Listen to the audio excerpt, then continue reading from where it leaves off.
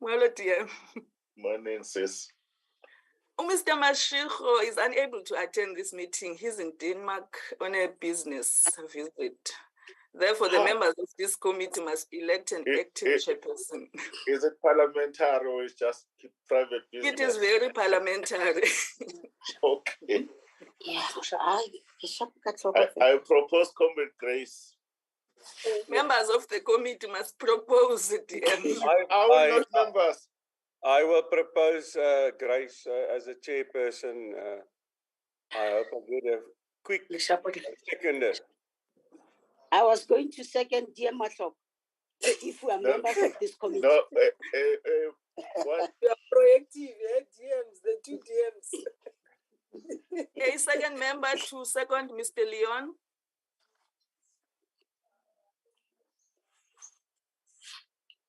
Hey. Mr. Person has nominated Miss Grace. It looks like we need a second now. Honorable Fighter Mushala should second where she is. She's on the platform. Mushala. It seems our members are on, but they're not on as well. Huh? Maybe just check Honorable Teles. Shane, where are you? Shane? Mamushwa is on the platform now.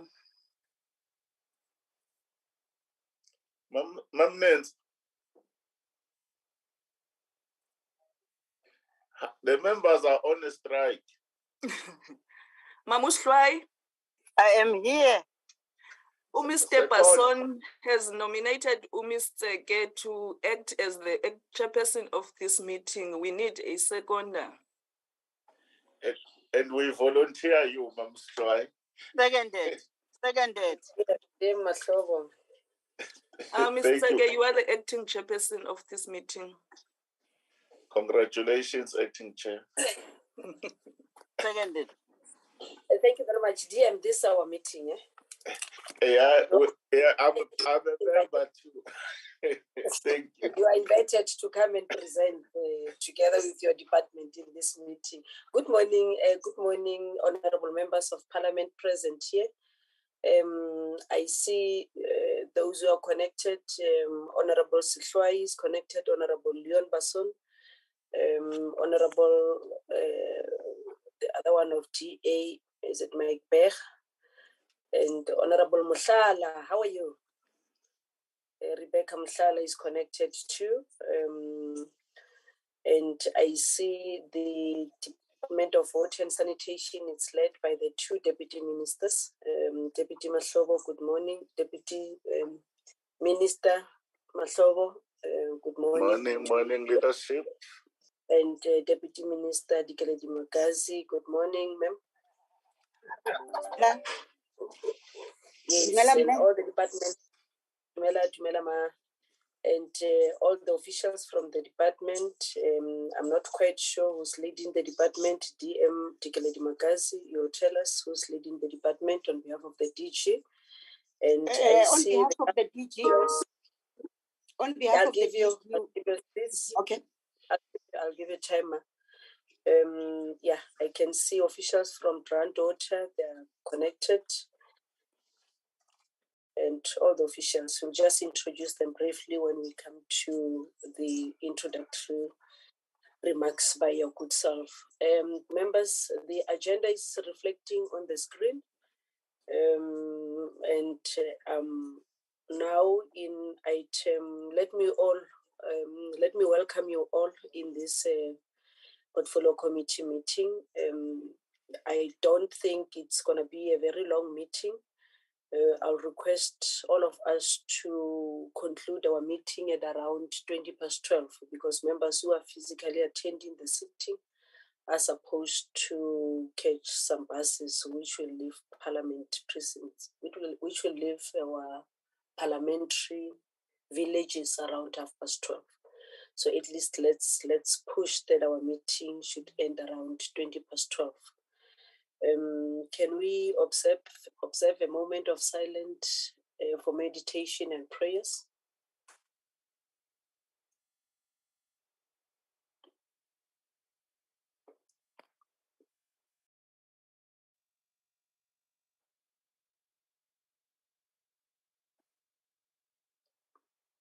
Thank you very much, Imen. We are now on apologies. Nosipho, do you have apologies? Yes, Mr. Ge, from the Minister, the Director General, and the Chairperson, they are all in Denmark on an official business. That's the only 3 apologies I have.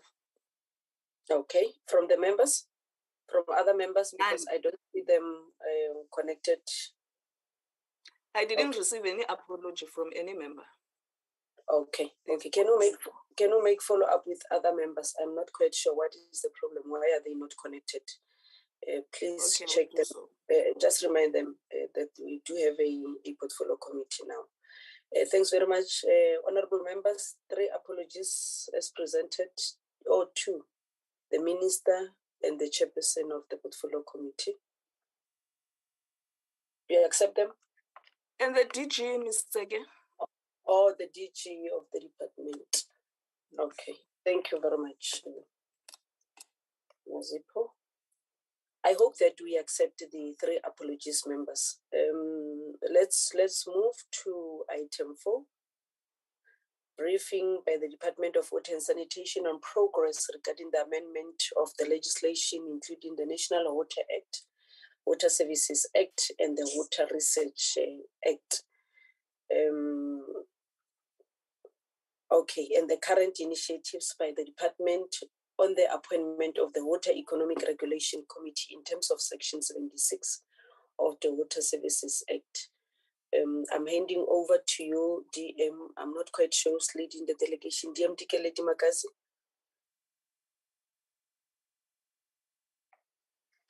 There are 2 presentations actually from your side. Thank you, Chairperson. I would want to greet everybody who's on the platform, but indicate to your good self that as a department, with respect to the 3 legislations that have been put in front of the portfolio committee, we have not really been able to finalize the presentation. So with the help of the DG Mahlobo and the acting DG, who is the CFO, Ntate Moatsi, let me say on behalf of the department and really pleading to the portfolio committee that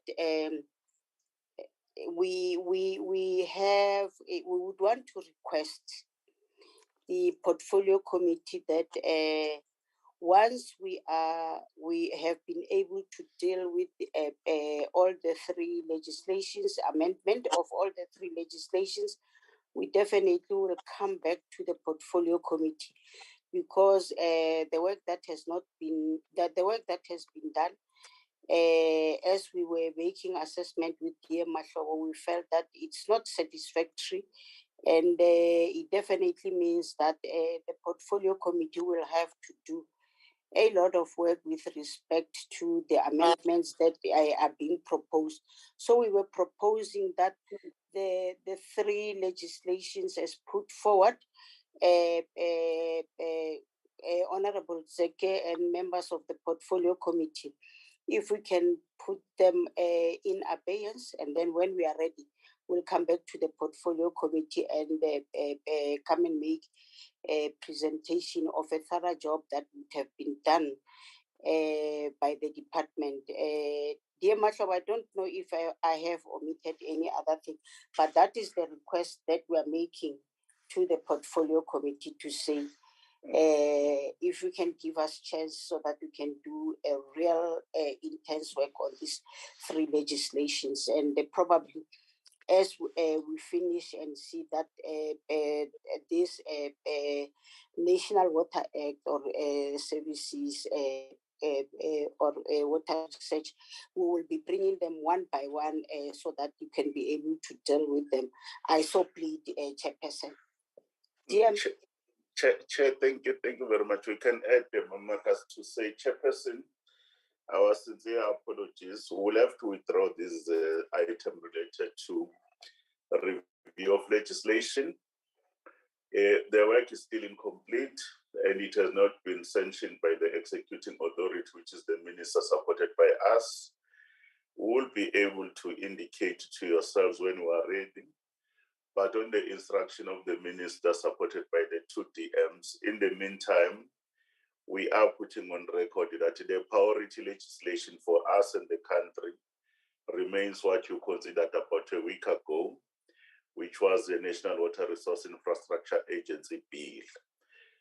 At this stage, we will come in because there are certain elements indeed in the 2 legislation and in terms of our priorities that we want to come in. But please just bear with us to complete the internal processes, and then we'll advise through the Secretariat that we are ready. And after we've taken that discussion, but the other items about independent economic regulator, the impact on pollution on the 2 important systems, those ones, Your Excellency Chair, we are ready with honorable members. Thank you. So thank you very much, 2 DMs, meaning we're not going to entertain the first item on the agenda that deals with the 3 legislations. And I think you'll give us an indication when the department is ready, but do you have any tentative date or time frames to say, yes, by this time or this year or next year, early first quarter, you will be ready with the 3 legislations? Because I think it has been within the department for quite some time. We'll come back before we rise at the end of the year. Okay. But it will be irresponsible of us that as the executing authority led by Mantlingwane, we don't complete that. We should be able to come back. It's not going to be a long process because we know that after so many years, since 1998 and 1997, there are indeed certain areas to be tightened up. Thank you. Thank you very much, DM. I see the hand of welcome, Honorable Hanif Hendricks. Al-Jama. Thank you very much, Honorable Chair. Honorable Chair, Al-Jama would like to express its disappointment that nothing with regard to legislation has been presented, and we're listening to very lame excuses because even the Deputy Minister says it goes back decades, and we know that the Cabinet adopted a policy in 2013, a national water policy, also a national sanitation policy in 2016.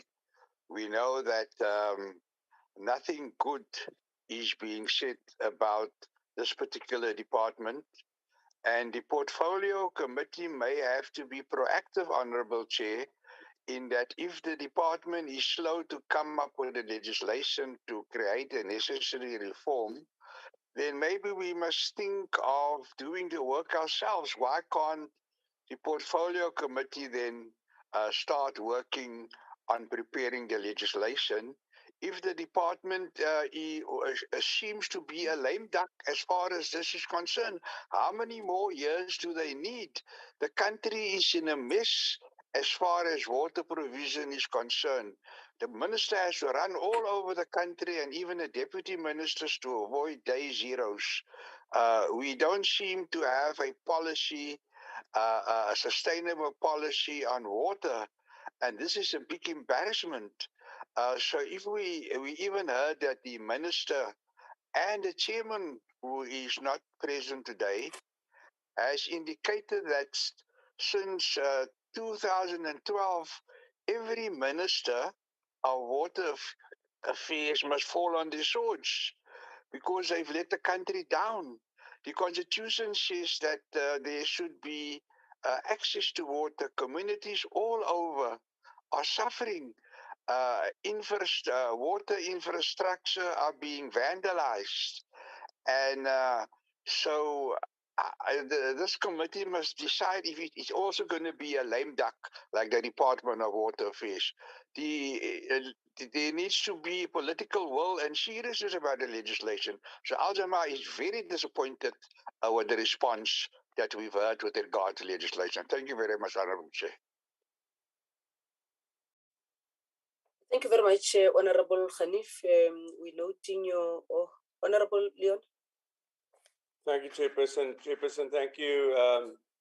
We understand the situation as the Minister has explained. I would rather wait a little bit longer for a report than get a report that's not 100% correct. I just want to make I just want to say one thing about what the previous speaker has said. The fact that there's problems in the country with water delivery and sanitation has got nothing to do with the legislation. It's bad management by municipalities and nothing to do with the legislation.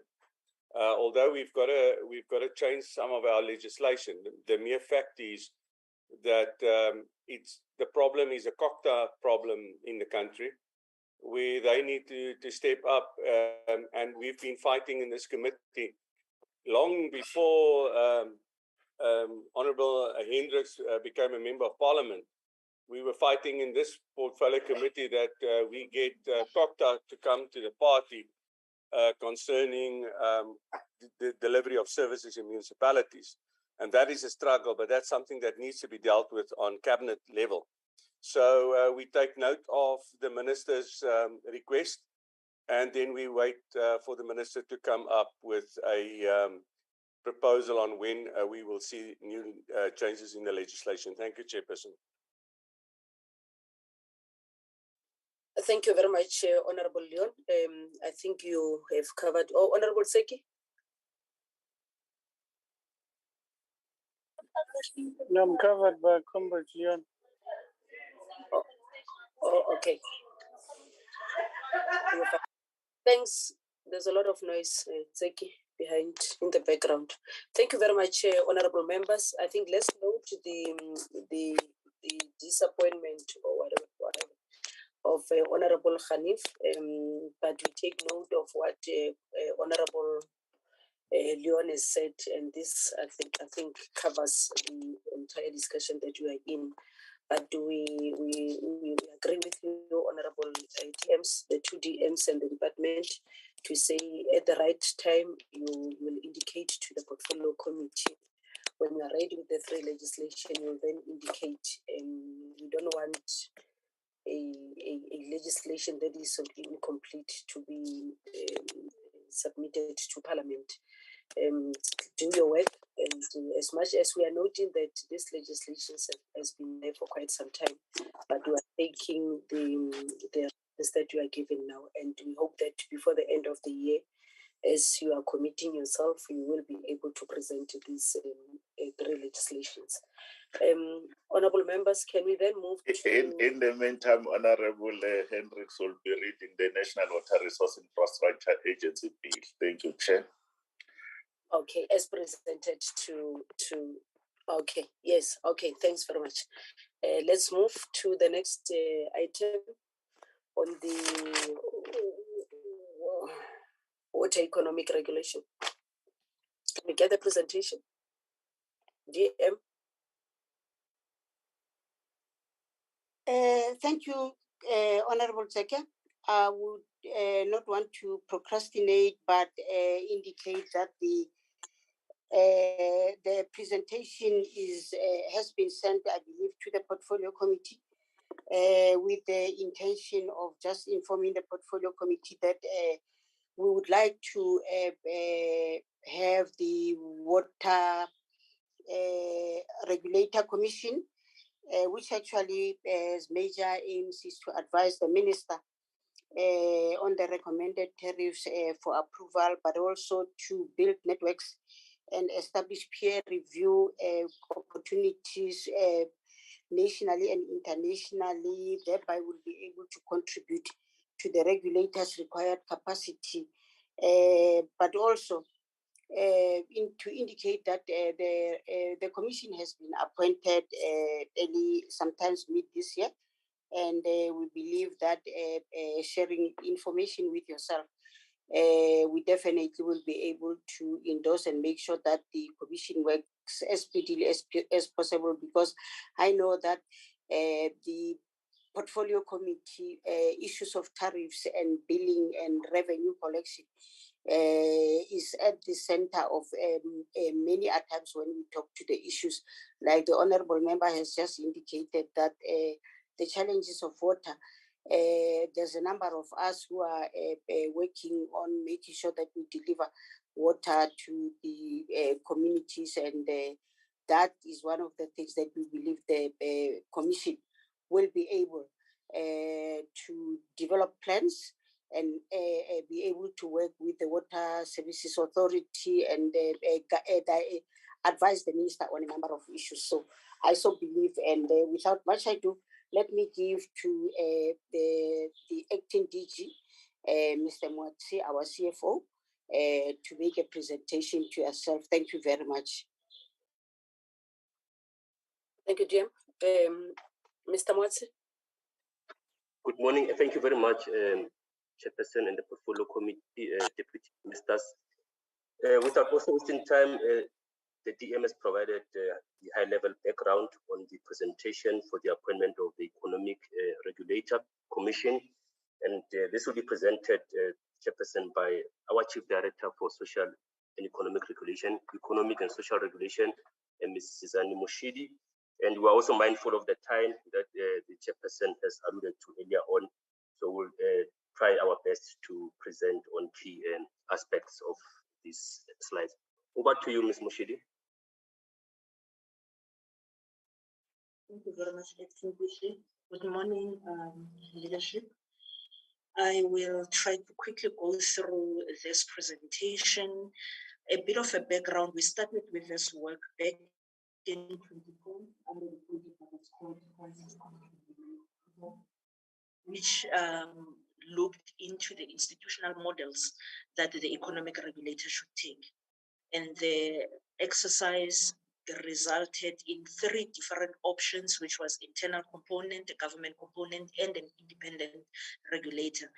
Back then, the minister at the time felt that we can't go with an independent regulator just yet. We needed to establish an internal component so that we can strengthen the functions of the regulator before we consider migrating out.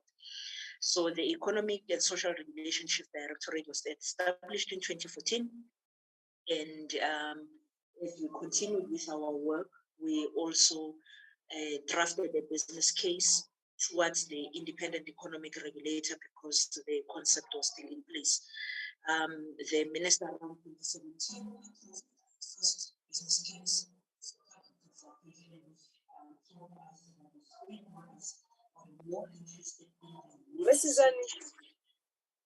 Mrs. Anushidi, your sound is not that clear. Is it? Your sound is not that clear. I don't know what could be the problem. Okay, my volume is up. I'm unmuted. I'm not sure if I'm clearer now. It's much better, even if, with your permission, Chair, they can close the camera because you have seen them. Okay. Thank you very much. I hope I will sound clear. I will raise my voice as well. Okay. So when we went for the consultation, this was the scope of regulation, not just limit ourselves to economic regulation. And that project was canned around 2018. And in June 2020, we are disappearing. Don't move around. You are fading. Oh, and I'm sitting still in the same position. I'm sorry. In 2020, the project was brought back online. And at the time, we spoke about setting up a temporary structure towards the regulator. Then we spoke of the quasi-regulator, which in turn was called the Regulator Commission. This commission is appointed in terms of Section 99 of the National Water Act and 76 of the Water Services Act, which says that the minister can appoint an advisory body and can name it and give it its functions. Next slide, please.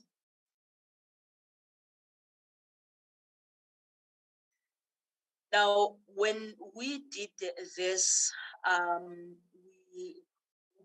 when we appointed or when we prepared the documentation for the Regulator Commission, we did it in parallel and also taking the elements of the actual business case that was going towards the independent regulator. We did get some assistance from Operation Vulindlela in beefing up the documents that were submitted to the minister. And on the 14th of June, Minister approved the submission of the Regulator Commission. And while in parallel, we have a process of ensuring that we internalize their commission by making sure that we have enough legislative provision to give it the necessary powers. So we have two processes that are working together to take us towards the end result. Next slide, please. Now, in general, the purpose of economic regulation is to ensure that we balance the interest of the customers together with the sustainability of the institutions. This is generally done by ensuring that the tariffs throughout the value chains are fair and affordable, but also allow for sustainability of that service provision together with the expansion of the service. So one of the key requirements of effective implementation of regulation is to ensure that we embed the necessary legislative provisions as best as we can. So with the current legislative review, it has currently, gone a step ahead of this exercise, and we are still working on whether we are gonna request a separate legislation or we are gonna amend the two. Again, it's still under economics, and that will come in due course. Next slide, please. Now, again, in general, the purpose of economic regulation is to ensure that the three sources of funding that we have address the under-costing of the water service provision, which is also affected by the under-recovery of what is currently costed. There is clear under-investment in our operations and maintenance or refurbishments and things like that, that we need to make sure that they come up to standard. Because at the end of the day, we need to ensure that our end users get good quality service at the right quantity and at the frequency that is reliable, and we don't have that intermittent supply. So for us to turn around this perceived poor service delivery, we need to ensure that the funding on this service provision meets the expectations and it meets the investment requirements that it deserves. Next slide, please.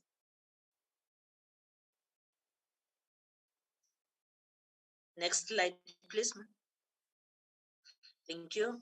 Now, this is the water tariff value chain, where we are also explaining that we are currently reviewing the two policy documents that are informing the tariffs. It's actually the regulations, not policy documents, of which one is the revised pricing strategy that will inform the water resource management charge number 1, and the water infrastructure charge, which is charge number 2, as well as the waste discharge charge, which is charge number 7 on this diagram. In the current 2007 strategy, the waste discharge charge is not online, but as we are working on revising, we are now busy with public consultation. We are trying to bring that cost structure online so that we can be able to deal with pollution matters effectively. And with the other charges are sitting with the norms and standards for tariff setting.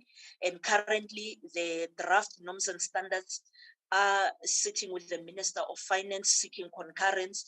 And as soon as those are finalized, they will be brought to the Minister to then come and discuss with the portfolio committee in the other. Now, with back to the whole. Apologies, DM, am I clear now? Yeah, better keep that line. Thank you, sir.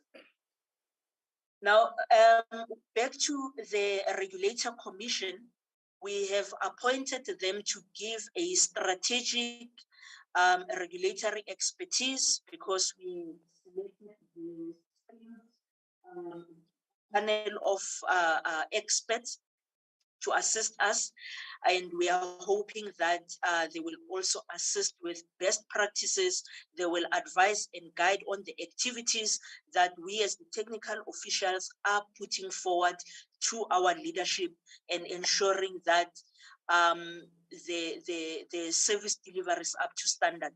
The initial focus will continue being on economic and social regulation as we are bringing the other components of regulation online into the commission since we are more ready than our counterparts.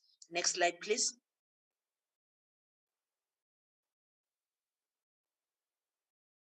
Now, the of the commission will say they will advise the minister simply because the National Water Act and the Water Services Act does not have the provisions of how to appoint the commission or clear functions. So we are still working on building those. We used the advisory provision. Therefore, the approval of the tariffs will still go through the minister with the backing of this commission.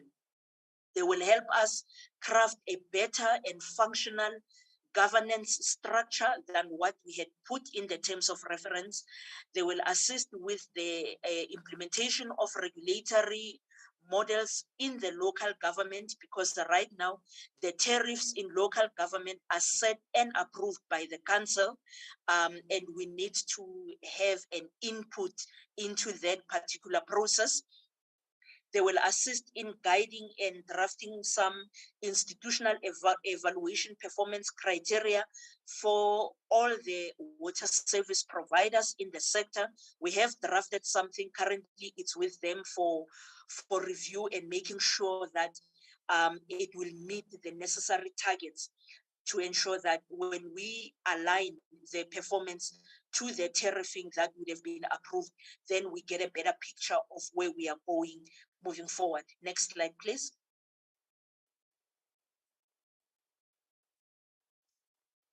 They would also be giving some key strategic direction to assist us in making sure that we make the necessary provisions for the relevant autonomy of this particular commission.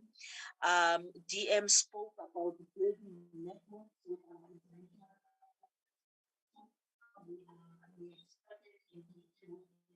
Eastern and Southern Water and Sanitation Regulator Association, which is a body that works in Africa.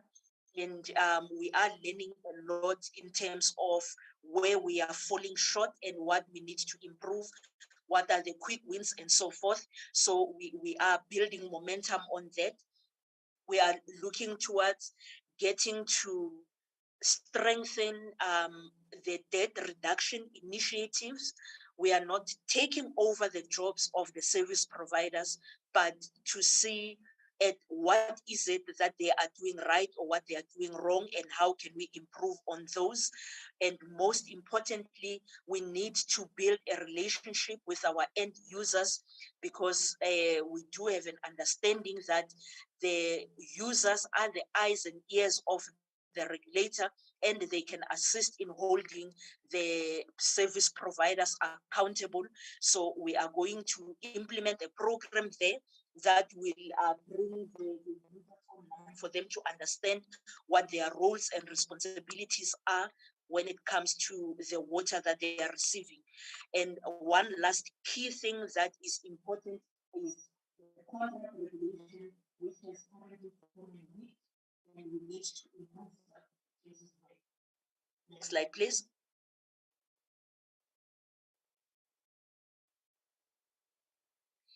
Now, this is the governance structure that I said must be improved. Right now, it's a proposal where the commission will be advising the minister directly on all regulatory matters. DDG is part of this particular commission because he is the link with the technical work towards the advisory part, and Economic and Social Regulation Chief Directorate. We are seeing ourselves as the foot soldiers as much as possible. So that we do the groundwork.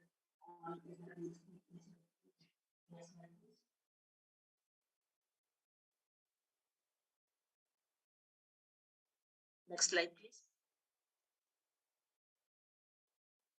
Thank you very much. Right now, the commission is said to be having 11 panel members. We initially appointed 8 when Minister signed on the 8th of June. He signed off on the 8 panel members we selected on expertise, but when we engaged with Minister a bit later on, he advised that we don't have a proper footprint coverage across the country. So we needed to add additional 3 members that are going to represent other provinces so that we have a clearer and much fairer representation. So there is a submission en route back to the minister regarding this additional 3 commission members, so that they can add to the 8 and we get to the 11 that we are talking about. The team is multidisciplined. The skill set is shown below. We have people who are multi-qualified, some are semi-qualified, all the skill sets that are affecting economic regulation. And we have also made sure that we have a fair balance in terms of race, gender. Now with the additional 3, we have improved on the geographical representation. Next slide, please.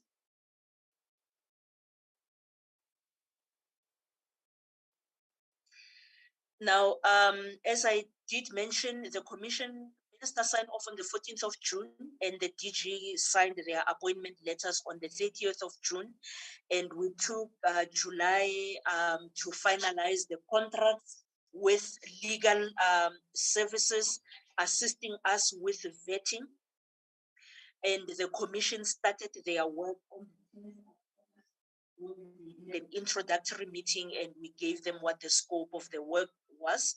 And on the 19th of August, they have revised the terms of reference from where we proposed it to what was functional and simplified to clearly separate what the commission is doing and what the chief directorate is doing as we are working together so that we don't step over each other.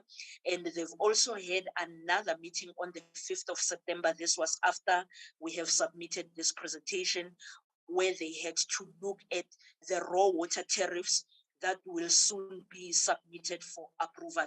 So they will be also writing their recommendations on that side. Now, we were requested to also put forward what is their implementation plan, since they are appointed for 3 years, but this is a short-term implementation plan on what they are doing to date, and the full plan will come later.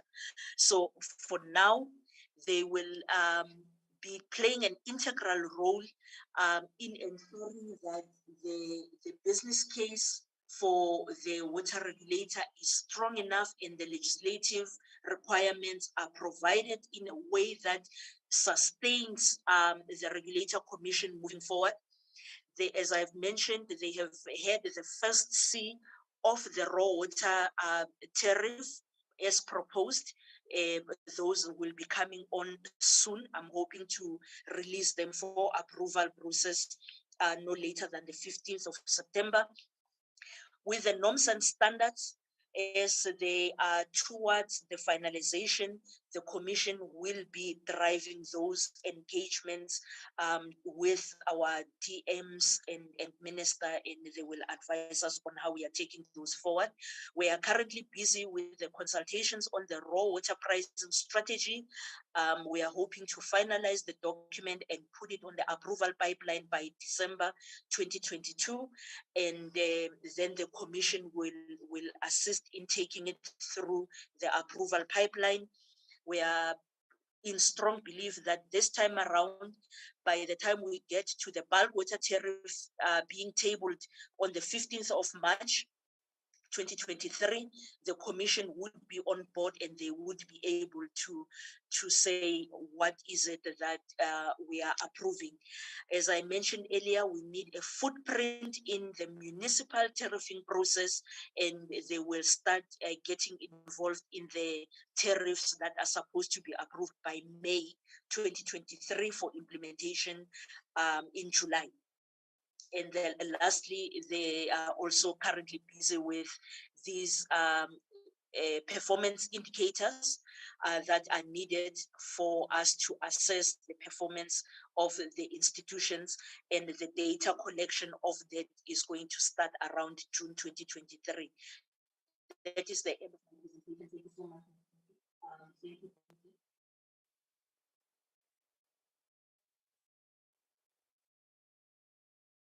Thank you, Chairperson. There's the presentation, the first presentation on the appointment of the Water Economic Regulator Commission. Thank you. Thank you very much, Acting DG. I think we'll allow, but I will be guided by members. I wanted us to move to the next presentation and deal with the last one, so that members can be able to ask questions in relation to the three presentation. But members will guide me. Members, how should we deal with this matter? Should we take the three presentation? Yes, Chair, go we ahead. must take all presentations and then we engage on them at once. Thanks very much. Okay, I take it that Honorable Zeki is supporting that. Let's move. GM, let's move to the next presentation. Nosipo, was it the Vaal intervention? Yes, yes, Mr. Okay, the Vaal intervention. Can we deal with the presentation, and then it will be followed by the Hartebeespoort. A presentation dealing with Hartebeespoort. Thanks very much, Randwater. We have received a revised presentation, members. Hopefully you have seen it. Yes, good morning, Chair. My name is Sipho Musai. I'm the Chief Executive for Groundwater. With me is the Chief Operations Officer, Mr. Mahlomola, who is also a project coordinator for the interventions of various schemes. He will take us through the presentation with your permission. Good morning, thank you. Thank you very much, Dr. Musai. CEO, you can take over. Dr. Mahlomola. Thank you, Chair. Greetings to the leadership, all protocol observed. Chair, in the interest of time, I've tried to hide a few slides just so that we go through the presentation a bit quicker. But the fuller and revised presentation has been shared with the members. So I'll go through this one, Chair.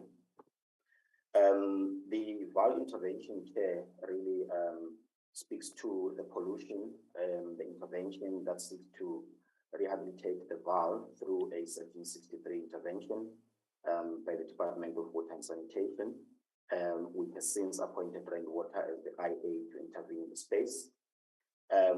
Just again, the slide, just reminding members, Chair, that we're talking in the main, the pollution of the integrated Vaal River system, which really emanates from a number of provinces. However, the biggest polluter in this instance is the Sidibeng region, the Empoleni local municipality to be specific, And for that reason, Chair, that is why we are focusing our efforts and energy on that particular area. Again, Chair, just a quick background on the scope. We are talking, the directive itself speaks to both the water and wastewater, but the attention for now has been given to the wastewater for obvious reasons, Chair. And when we zoom into the wastewater scope, we're talking in the main 4 catchments, which are supported by 4 wastewater treatment works, as indicated by those square blocks: Sebokeng, Reed-Spruit, Leeuwkeel, Meerton. And those wastewater treatment works are also fed by what we call outfall sewers, which are your bulk sewer mains. And those little round figures there are your pump stations. There is 44 pump stations in total in this region, and most of them are really in a state of disrepair. The longer plan is to try and reduce the number of pump stations, but currently we are focusing on repairing all these components: wastewater works, pump stations, the bulk mains, as well as the reticulation. This is our roadmap, Chair. Obviously, the attention and the focus was on removal of sewer from people's yards, from the streets. There's an ongoing activity. We've got contractors on the ground who have been appointed by the department. And in parallel, we're looking at repairing the wastewater treatment works as well as pump stations in order to allow that sewer, as it's removed from the people's homes and the streets, to flow then to the wastewater treatment works. Another parallel exercise is the refurbishment of the wastewater treatment works. All 4 of them are receiving attention here. The pump stations, they are critical pump stations that we are targeting in order to just allow the flow of the sewage, and the rest of the pump stations will also equally receive attention. There are collapsed pipelines which have been identified. There's a slide that I will indicate that talks specifically to the collapsed lines, Chair. Lastly, the overall bigger plan is to upgrade this infrastructure in its entirety, Chair, to allow for the growth in the space. This is a very high level collapsed Gantt chart, which is our program. Over a number of years, we have also costed it. We've looked at the durations, and these are obviously from educated guess, because there is a lot of unknowns on the ground themselves. But we are covering all these catchments. We're looking at the entire scope to rehabilitate the system, and eventually we'll be upgrading the system. Chair, these are the 4 catchments. The orange block there speaks to the Sebokeng catchment, which is supported by the Sebokeng wastewater treatment works. By far the largest wastewater works in the area. We also have Reed-Spruit, Leeuwkeel, as well as the Meerton catchments. The Leeuwkeel, the purple shaded area here, is currently our priority zone, simply because this is where the bulk of the pollution is coming from. And we are trying to arrest that pollution as we are in parallel working on the repairs and the refurbishment of the other systems. Just to break it down, because this is really a mammoth task, Chair, we've drawn up this work breakdown structure. We've broken down the entire intervention into 5 streams: stream 1, 2, 3, 4, and 5. Really, stream 1 looks at the heartbeat of the system in terms of the refurbishment, repairs, and upgrades. And stream 2, we're looking at the operations and maintenance through the capacitation of Metsialekwa, which is a water entity in Emfuleni local municipality. We'll speak more about that a little bit later. Stream 3 is focusing on the non-revenue water, and this is the part really that focuses, Chair, on the water side of the intervention. We have stated, Chair, to call that non-revenue water in Emfuleni local municipality is quite high. We would want to arrest that to below 50%. In addition to that, under sustainability stream, we are also looking at alternative revenue streams, selling the treated effluent, and there are plans afoot really that talk to that. Stream 4 is the advocacy, a very important stream. We are led in this stream, Chair, by Dear Mahlobo and MEC Maile through a stakeholder engagement forum that is really doing a lot of work in educating the communities, in engaging the communities and the interested parties in the space. And we are trying our best to make sure that we manage also the expectations of the ground. Stream 5 is the monitoring and evaluation that speaks to the both water and wastewater quality monitoring, as well as the monitoring of the usage of the energy. So all these 5 streams, Chair, there is a bit of work happening in each and every one of them. In terms of the institutional arrangement, Chair has already explained, the department is the overall overseer of the program, with Rainwater appointed as an implementing agent, guided by the implementation protocol. Citizen Region is a beneficiary and a participant in the program, and the primary beneficiary, Employing Local Municipality, is also indicated on the institutional arrangement. Chair, flowing from that sort of an arrangement, we now have a number of contractors that have been mobilized on the ground who are focusing on those critical areas as I've indicated. Leo Gale catchment in particular, we've got the electrical and mechanical contractors who are focusing on the critical pump stations 2, 8, 9, and 10. I've got a few slides that show the progress on those pump stations. The civil framework contractors that are focusing on a particular outfall sewer that connects to pump station 2, that's into the Leo Gale wastewater. Again, Leo Gale receiving a lot of attention due to the pollution in the catchment. The other area is the replacement of pipes, the collapsed pipelines that I've spoken to. We'll speak shortly about the numbers and the progress we're making there. Another area of focus, Chair, is around the operations and maintenance, wherein all the wastewater treatment works, and I'll show in the next slide, we've got process controllers that are in place there. We're doing a lot of unblocking of the mains. A slide also with some unpleasant sides of all the stuff that have been taken out of these mains, really disturbing pictures. The biosolids speaks to the cleaning of the plants, in particular, the sludge that had been stored on the sites. And really those are the areas that we are focusing on currently, Chair. And in parallel, there is also a focus area on the upgrade. I think I'll speak to that in this coming slide. The Sebokeng plant, Chair, as I indicated, it's got up to 6 modules. It's the biggest at the moment, up to 150 million liters per day. Module 6 is a plant freshly built and commissioned by Rainwater in the recent years. It's currently the module that is carrying this plant, if you like, with other modules, 3, 4, and 5 receiving refurbishment attention. But in addition to that, here we're also adding module 7, which caters for the growth needs of this catchment.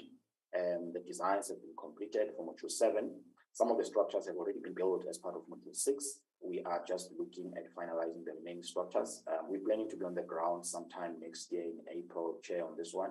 The plant is operational as indicated. However, there is some refurbishment work that continues there. Leo Gale, similarly, designs have been completed, and we want to be on the ground construction-wise by April next year. The plant is also operational. Reed sprayed, a bit of a headache as far as this one is concerned, in that the plant is partially functional. We've categorized it as dysfunctional, just to also indicate the level of attention that it's currently receiving. There are a number of process units that are receiving attention, cable replacements, and so forth. Again, the upgrade side of this plant, we've got designs that have been completed that are currently being reviewed, and we are planning to be on the ground by April. So as you can see, Chair, all of these plants, we are starting construction in April next year, which means that the design reviews and the tender documentation phases are happening simultaneously. The Meyerton catchment is a lesser headache. However, there is attention also accorded to this catchment. In terms of the plant itself, the middle row there, the upgrade of that plant. About 80% of the work completed. Unfortunately, the contractor that was working on this plant had to be liquidated, and we now have to go out on tender and get a contractor to finalize the remaining 20%. And part of the components of that system is the Rothin rising main as well as the pump station. The pump station has been completed. There is O&M underway currently. The Rothin rising main constructed to about 97%. We will be getting the contractor to finalize that scope, targeting to have this completed by March, early March next year. In terms of the pump stations, Chair, 2, 8, 9, and 10, this is just to indicate that we've got contractors on the ground. They took site from the 15th of August. The contractor name there is Malbet at pump station 2. Malbet is also at pump station 9, started on the 15th of August. And then on pump station 8, we've got Delta services there to start with the submersible pumps. Started also on the 15th of August, and pump station 10, same contractor started on the 15th of August. The pump stations, and then now we go to the collapsed mains, 165 of them that have been identified, about 44 classified as emergencies. We've done full assessments there and designs. The 5 civil contractors that have been appointed by the department are paying attention to these pipelines. And in parallel, we had a few of them that were done through emergencies by rainwater, about 8, and 10 pipelines that were done by Mfuleni. We have 2 current contracts on the ground, also through emergencies, in Cedar Street as well as in Renacheng. And the last bullet there speaks to the critical pipeline that connects the pump station 2 to Leogale, where there is currently massive pollution that was taking place there. We had to put a temporary bypass on this line and chair, which is currently still in place and working well. And the contractor has been appointed to attend to this particular pipeline because of its critical nature. This is just to demonstrate here some of the work that is happening on the ground. This is a very critical and sensitive work, pipe jacking in Renacheng. We are in the middle of the road. We are 7 meters underground. There is some pipe jacking there that is happening, and we have to move very slow because of the nature of the work that is actually happening there. And this we are planning to actually have completed by 17th of August, October, Chair. When it comes to the capacitation of Medzi, Chair, we've classified the plants in terms of those catchments as indicated. We've got Leogale, Rietspruit, and Sebokeng. Their capacities are indicated there and cycled. And this is an important information that really then helps and guides us in as far as filling of these vacancies is concerned. The process controllers have been indicated there from class 1 up to class 5, the numbers that are required, the existing numbers, and the numbers that we have provided as rainwater from our internal staff. And in brief, we need about 54 process controllers that have to be appointed so that we can cover all the shifts. Here we're indicating that on the right-hand side with a red arrow there. This is the stuff I spoke to earlier on, Chair. This is just an illustration of some of the material that is removed from these sewer mains. As you can see, this is really, none of these belong into our sewer mains. And this is what, primarily is causing the blockages. This is what is causing our lines to collapse, those heavy rocks that are found in our systems. And these are sort of the stuff that are taken out on a daily basis. One of the challenges, Chair, that we are in talks with the municipality on is around the removal of solid waste, because that challenge there is really exacerbating this problem as some of this waste finds itself in these sewage mains and really then causes these unnecessary blockages. This slide, Chair, is just to demonstrate that before the intervention, really the flow through the sewer wastewater works was very low in this region here, and post the intervention, you can see the flow growing, especially in that Sebokeng wastewater treatment works, which is where really the largest catchment is. And you also have, an improvement in this reach rate as well. Those dips, they are just indicative of when, there were cable thefts and all of that.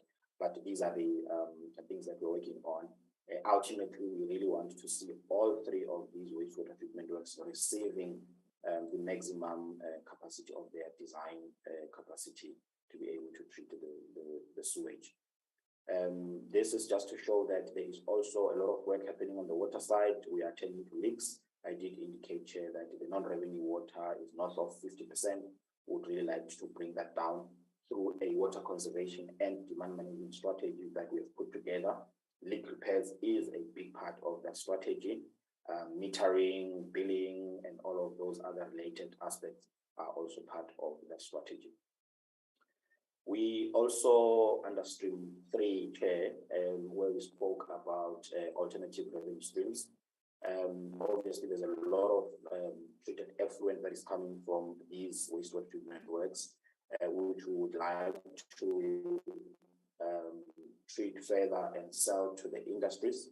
Rainwater has expressed interest in doing so. In fact, we've already started the process. We have concluded the talks with Emfuleni. We would like to build a reclamation facility in Emfuleni as rainwater to be able to begin to reclaim some of this water and free up a lot of potable water that is required for the economic development and other growth needs in Emfuleni and the surrounding areas. Chair, here really we just wanted to, and this is my last slide, I just need to indicate that we have a very comprehensive risk register where we are monitoring quite a number of high-level risks. At the top of those risks, really, I can just mention just two, is undue, expectations of the communities and everybody who feels that there's a lot of contractor movement, they need employment, they need businesses. In as much as we are managing that, it is obviously impossible to accommodate everybody and everyone at a go. However, the stakeholder forums are trying to manage, these expectations. There are flare-ups here and there, and we try to deal with them. And those that we're unable to deal with, we do escalate actually to the DM and the forum that deals with those things. Cable theft in particular, safety and security of our staff members on the ground, constant threatening, constant really hostility that we are faced with, some of the huge challenges that we are dealing with. We have built up the security. Security was an issue when we started, but since the security has been built up, we've seen a decline in these sort of cable theft incidents. However, we remain vigilant, Chair, and we are really extending our patrols. In terms of the safety of our people, there are constant engagements with the communities through their various structures. We are in talks in terms of making sure that at least we safeguard everybody who is there to assist. Thank you, Chair.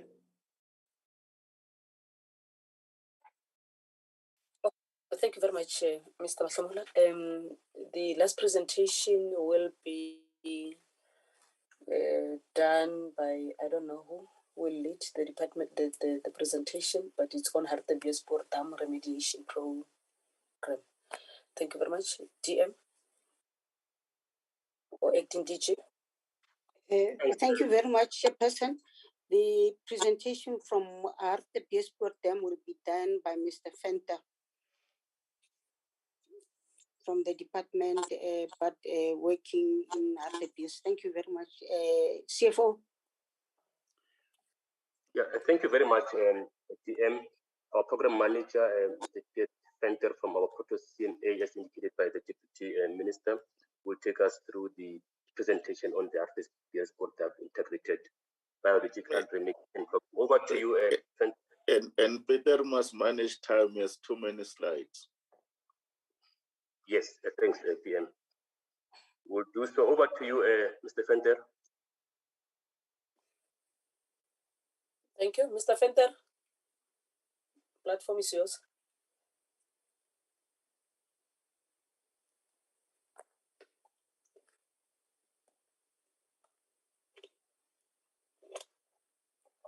Mr. Venter, we can hear you. You're muted. Am I now unmuted? Yes, of course. We can hear you loud and clear. Okay. So thank you very much for the opportunity and all protocol observed. I just want to introduce myself. I'm Peter Venter from Northwest Limpopo Proto-CMA, and I'm part of the Northwest Provincial Office, and I present this on behalf of our provincial head, Mr. Chadwick Lobakeng. The contents of my presentation is I will give a broad, quick overview of the Hartebeespoort Dam, more detail on the problem statement, some background on the department's integrated biological remediation program that was implemented over a 10-year period, and one of the positive spin-offs that come out from this program was some work creation, and there's also more to come if it would be reinstated, and then a closing statement in terms of expected climate changes and how this fit into a more global picture. Some of you might be aware that the Hartebeespoort Dam is coming up for Centenary Festival 1923, where the dam is 100 years old. There's a lot of expectation for, placing the Hartebeespoort Dam on the map for a tourist destination, which it is at the moment. And but the absolute reality is that Hartebeespoort Dam is downstream from one of the country's greatest economic hubs, the Johannesburg, Ekurhuleni, Mogale, and Tshwane as well. Now, these economies are feeding their stormwater and wastewater all towards Hartebeespoort Dam. In reality, actually, more than half of the water that exists in the Hartebeespoort Dam come from return flows, meaning that it's part of the purified wastewater, as well as all the other challenges that relate to sanitation. With this increased urbanization, the dam suffers with a lot of increased runoff that brings with it erosion, sedimentation, and which is really one of the head breakers is the solid waste, litter and debris entering the dam. So I will not go into a lot of detail about wastewater plants and stuff. We're all aware on the conditions, and Mr. Sipho Musai, the Chief Executive from Rand Water, have actually elaborated very similar conditions that we found in the Vaal River system also persist in the Hartebeespoort Dam catchment. It is just important to note that we sit with less water, less natural run of water than in the Vaal River system. We also do not have all of the clean water being imported from the Lesotho into the Hartebeespoort Dam system. This water that come in here is already used water, as many people would call it. They already pass through the kidneys of more than 2.5 million people. So the reality is that the Hartebeespoort Dam do not have that type of dilution. And we also have less wetland and natural filter systems increasingly also being impacted in the catchment. So what did the department do? We have developed a eutrophication strategy, and many of that aspects has been implemented. One of that was very stringent phosphate standards. But in the beginning of 2001, the department started with the development of a more integrated approach with support and input from local and provincial governments, and the end product of that was the integrated biological remediation program that have started in 2006 with the implementation of Rand Water as implementing agent. The department continued with this program up to 2016 when it was paused, and the department are still in a process to reinstate the Hartebeespoort Dam integrated biological remediation program through different institutional models to include corporate and private support, which we believe is in line with what the minister as well as the president have announced in terms of social and corporate support in terms in the water sector. Very briefly, I can just touch on the two legs of the problem that we're facing. First of all, it is a catchment, which I made some statements on litter debris, stormwater sedimentation, and I will give a little bit of more visuals and details on that one later. In combination of all the wastewater, the 10 formal wastewater treatment works from municipalities produce in excess of 720 million litres of purified sewage every day. Through the Metsami program, we have actually done very intense integrated continuous monitoring and surprisingly determined that there is much more nutrients entering the dam than been expected from previous monitoring. The previous estimate was about 180 tons of phosphate entering the dam, with better quantification of what is happening during storm events. Close to 50% of additional diffuse load of nutrients entering the dam during rain events.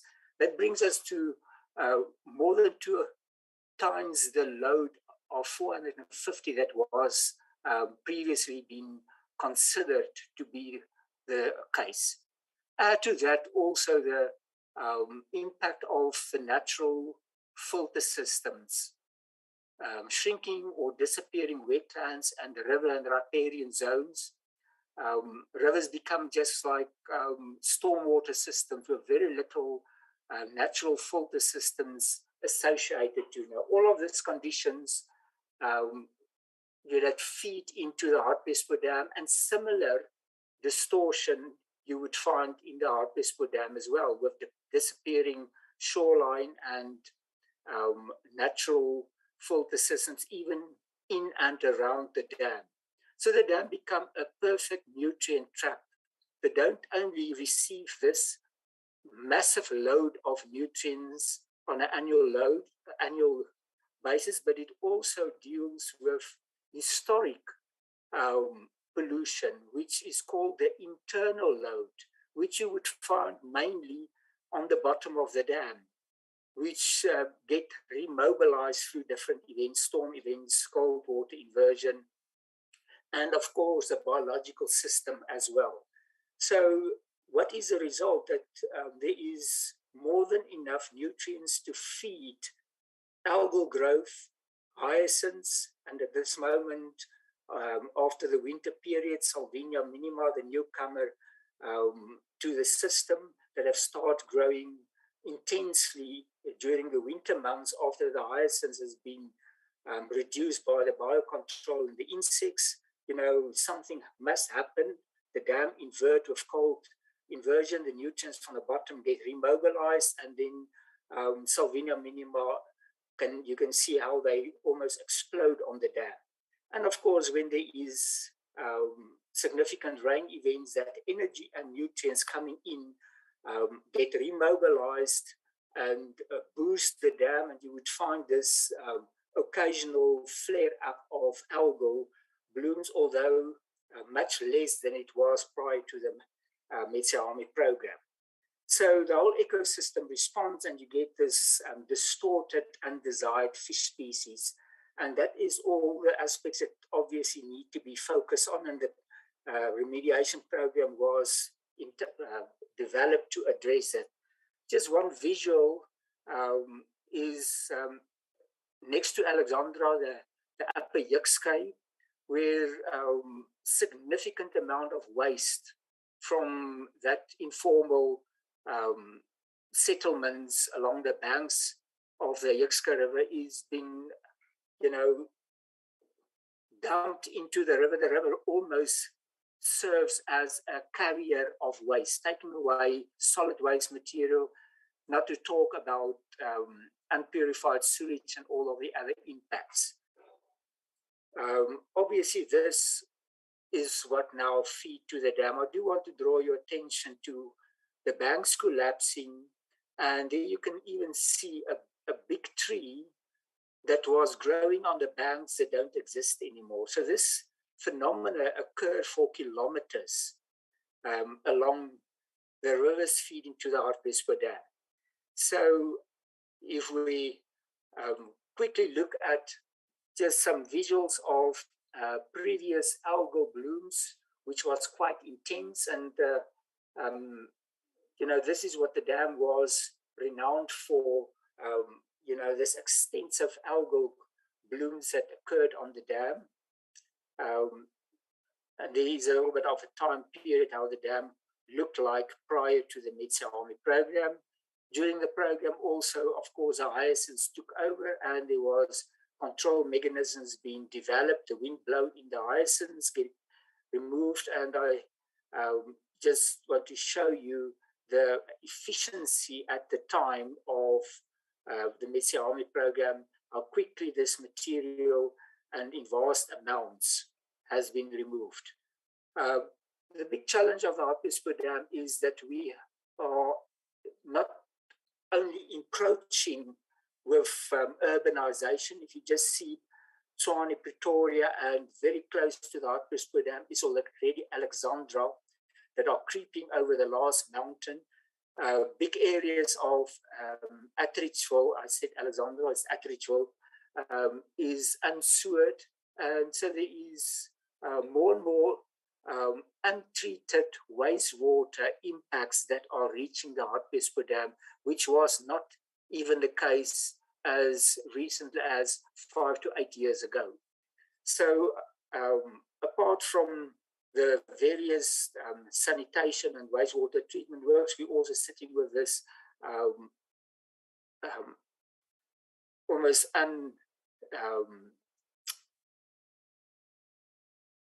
unserviced sanitation systems that are increasing in the catchment. The Metsi program was developed and implemented, and I just want to draw the attention, the involvement of Northwest Province has been prominent from the beginning, to such an extent that the program was published as an environmental series in 2005. And by the end of the program, when it was paused in 2016, the Phase 3 business plan that deals with full-scale implementation and extension to other dams was developed and ready for implementation. Now, what was a very broad overall objectives of the program was to deal with an integrated water resource management principles on a catchment basis. How do you measure that you would be successful if you would have dealing with it? You will see increased biodiversity, aquatic ecosystems improving, and as the aquatic ecosystem improves, the water quality also improves. That means that we had to target the algal blooms, the hyacinths, the fish population, and then to add the missing link as you would find it in this whole ecosystem. It's not only the rivers and the riparian zone that disappear, the 2,000 hectares of dam surface with more than 50 kilometers of surrounding shoreline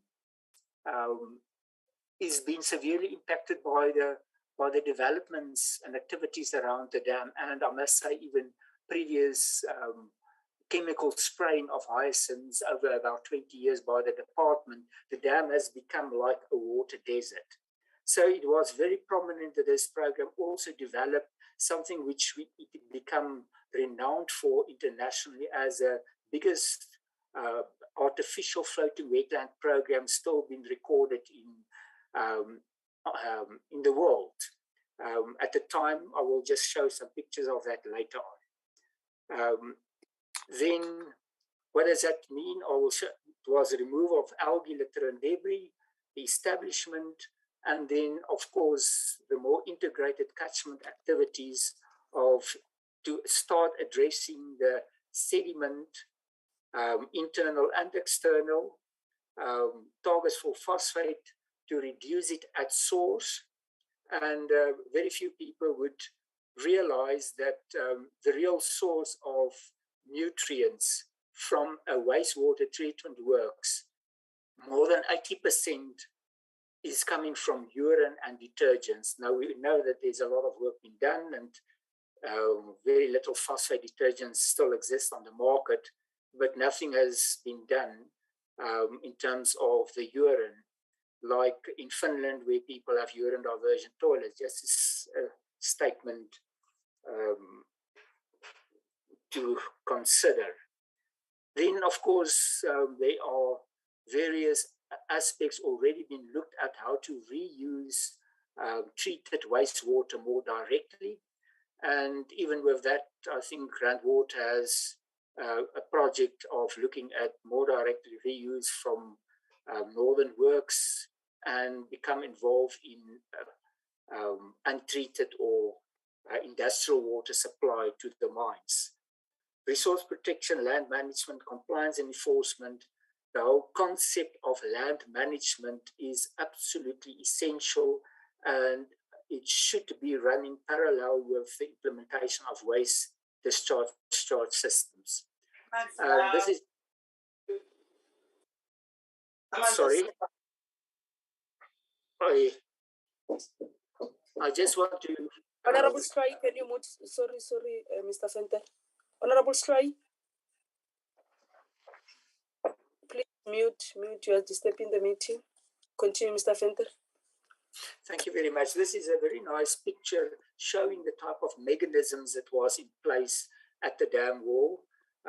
On the left photo, just off center, you can actually also see there was a line of floating wetlands. There was a 120-meter concentrating boom as the wind blow in hyacinths and per se also litter and debris, and at times it has also searched for algal.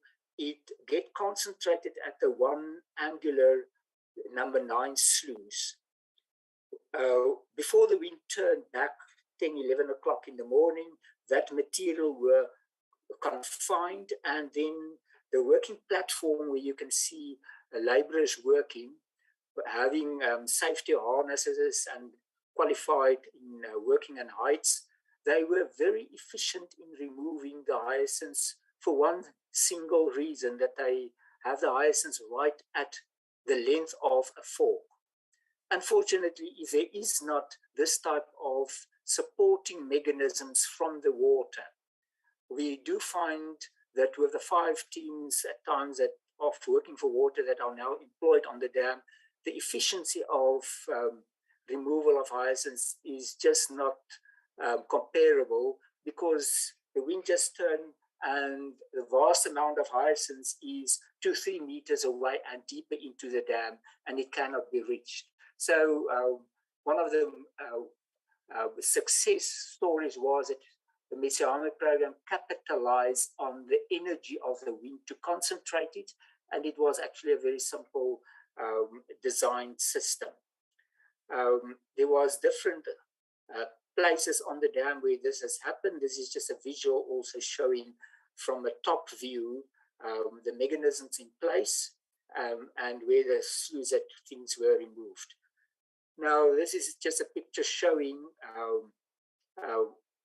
some of the floating wetlands. I've already mentioned that there was round about 1,000 of these floating wetland units been rolled out along the shoreline of the Hartebeespoort Dam, And in 2016, it represents close to 4 kilometers of filter systems that were found present on the dam. The fish program, from the 3 undesired fish species, which was the carp, or also known as a Chinese carp, a bottom-feeding fish, the catfish, which is also a bottom-feeding fish, and that from that 2 species during 10 years there was more than 360 tons of them being removed, and there was a natural increase of the indigenous filter-feeding species like Tilapia mozambicus, which is also even an algal-eating fish. And after all of this aspects been improved, the diversity of the other fish species have also increased on the dam. In terms of the internal load, the whole sediment classification was done, and this is just a picture showing the different positions of the sediments. And I do want to draw your attention to the dam wall zone, which was a very much organic type of, and what it was called a jelly layer, which was as identified as a priority sediments to be removed. And the inlet of the dam, the Crocodile River that feed from all the urban areas, brings with it all the sediments. So you would find that in the inlet of the dam, it is all been sedimented up already. And as floods come in, it push into the main basin, and that is where the main pocket of sediments are actually lying. But it is a very consolidated sediment layer, which do not really communicate a lot to the rest of the water body. So the inlet and the dam wall has been identified as the main pockets, and this is just in 2010, where some excavation and pilot costing were done when the dam dropped to 84%. The level that you see here is about 20, 30 centimeters above the full level mark. So as water come in from rain events, the main settlement happen in the inlet of the dam, and the jelly layer at the dam wall, during the phase we started to remove this. There you see the pumping machine that was sweeping the area of 350 meters from the dam wall deeper into, and that was constantly removing the jelly layer. And this is just a picture of where the jelly layer was pumped into old fish dams that become unused just downstream from the dam wall. And very interesting, when this pumping of the jelly layer started in 5 May 2013, there was the first cold front of the winter coming through, and on the 5th there was still a green algae mass at the dam wall. After the inversion of the cold front that night, we start pumping algae from the bottom of the dam. It's just show you the significant impact of inversion that very few people are even aware that are taking when the whole water body are mixed up. So the conditions in the dam are certainly driven by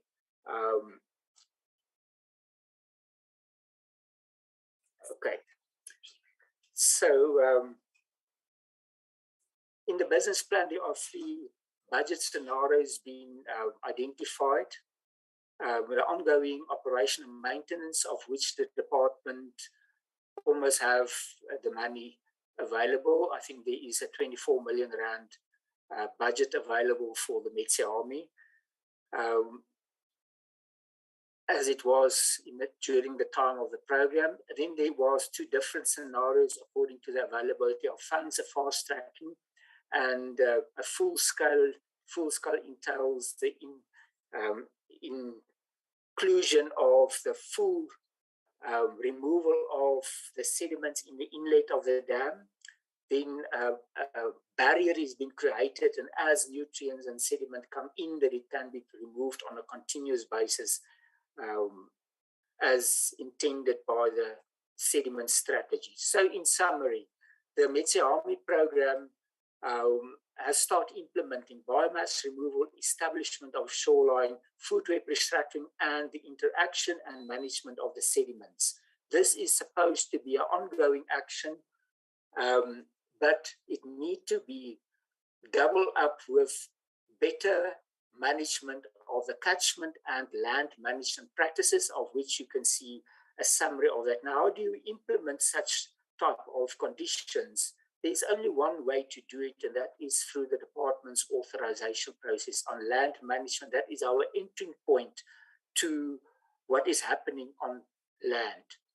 And then I think we are already past the point that we need to start looking at the phase 3, which is really the treatment of the incoming system. And as I mentioned, part of the treatment, the first step would be the sediment management, and then possible treatment of the nutrients coming into the dam. There's 7 main intervention points been identified by the plan, the integrated plan that was developed. Just give what the department have done during that time. And I do want to draw your attention to the last point, which was a significant contribution in terms of education and awareness. Our ICC, or as we call it, Information, Communication and Knowledge Center at the dam wall was developed, where environmental management, water conservation, and the concepts of better water management was communicated with school children. And at the time of 2016, close to 5,000 school children have attended this center already. What was a spin-off? Visually, people have started seeing there's more birds, there's more different type of birds, and even this indigenous red-knobbed coot has increased from its background value of about 350 to close to 5,000 in 2012. You've seen the toxic algal blooms have changed to more higher order plants, which is filamentous algae, plants that grow underneath the water as deep as 5, 6, 8 meters. The curved pondweed and fennel grass has started increasing, and the end result is nutrients are used up and filtered out by the ecosystem. You sit with more birds, more fish, and clean water that come forth. So the model has been tested and found successful with increased diversity. This is just a biomonitoring activity that was happened at the floating wetland. And the beauty of this is it can assist with the overall objectives of work creation. And this is just a line out on all the different items. If the program could be implemented on a full-scale basis, we're really talking about more than 560 direct work creation jobs that can be. That exclude the positive spin-offs of local economy that can happen. So my closing statement is that there is a integrated approach needed. At the Communication Center, we have branding it with the big 5 to conserve water and save the environment. 5 very simple steps of reuse of organic materials, land improvement, rainwater harvesting, and things like that, which is really possible for any person to do. And then that spin off to better diversity and increased biological resilience that you would find. This activities is 100% in line with national and international legislation and international treaties to manage all our land and water systems for better diversity. So an integrated approach to address desertification as we find it, urban agriculture and mining, that all have significant impact, which we see as a symptom in the Hartebeespoort Dam, and it can only be addressed by an integrated approach. Thank you very much for the opportunity. Thank you, Mr. Venter. Chairperson, apologies for the time overrun. This is the last presentation from our side. Thank you very much.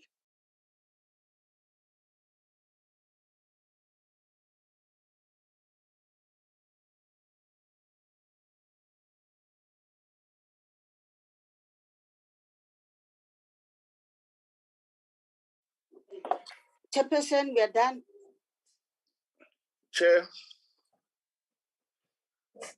Chairperson.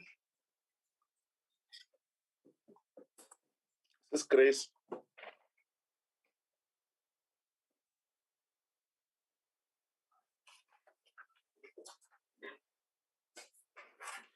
This is Grace. Not on the. This is Grace. Sis Grace is kicked out. Yes, yeah, I'm there too. I want to say one or 2 points before you conclude this presentation. Okay, I was out to DM. You can continue. I missed some of the slides, the last slides. Let's talk to it. On the last presentation on Hartebees, Chair, looking at the strategy that we are presenting, firstly, I must thank Honorable Member Leon. He has been very passionate, Chair, about the issues of Hartebeespoort for quite some time, and a number of times has invited us there. One of the big issues that is missing that the ministry will take up, Chair, is to stop these people who are polluting Hartebeespoort. If you look at these municipalities of Gauteng, they bring more than 720 billion liters a day of partially treated water. These other things that our team talks about, cleaning Hartebees, we can try to do it, Chair, but we're burning money. As we've burned money already, because if untreated sewage, more than 720 billion comes down every day, is one of the biggest issues that we need to do. We will come back and be able to talk to that matter, because the pollution by municipalities in Gauteng, even apart from pollution of Hartebees, but it's also causing strain on the municipalities of Northwest, because the municipalities of Northwest, their treatment cost and the quality of the water they provide to citizens is a problem. The last point, Chair, I want to indicate that this dam now, that next year it will be 100 years old.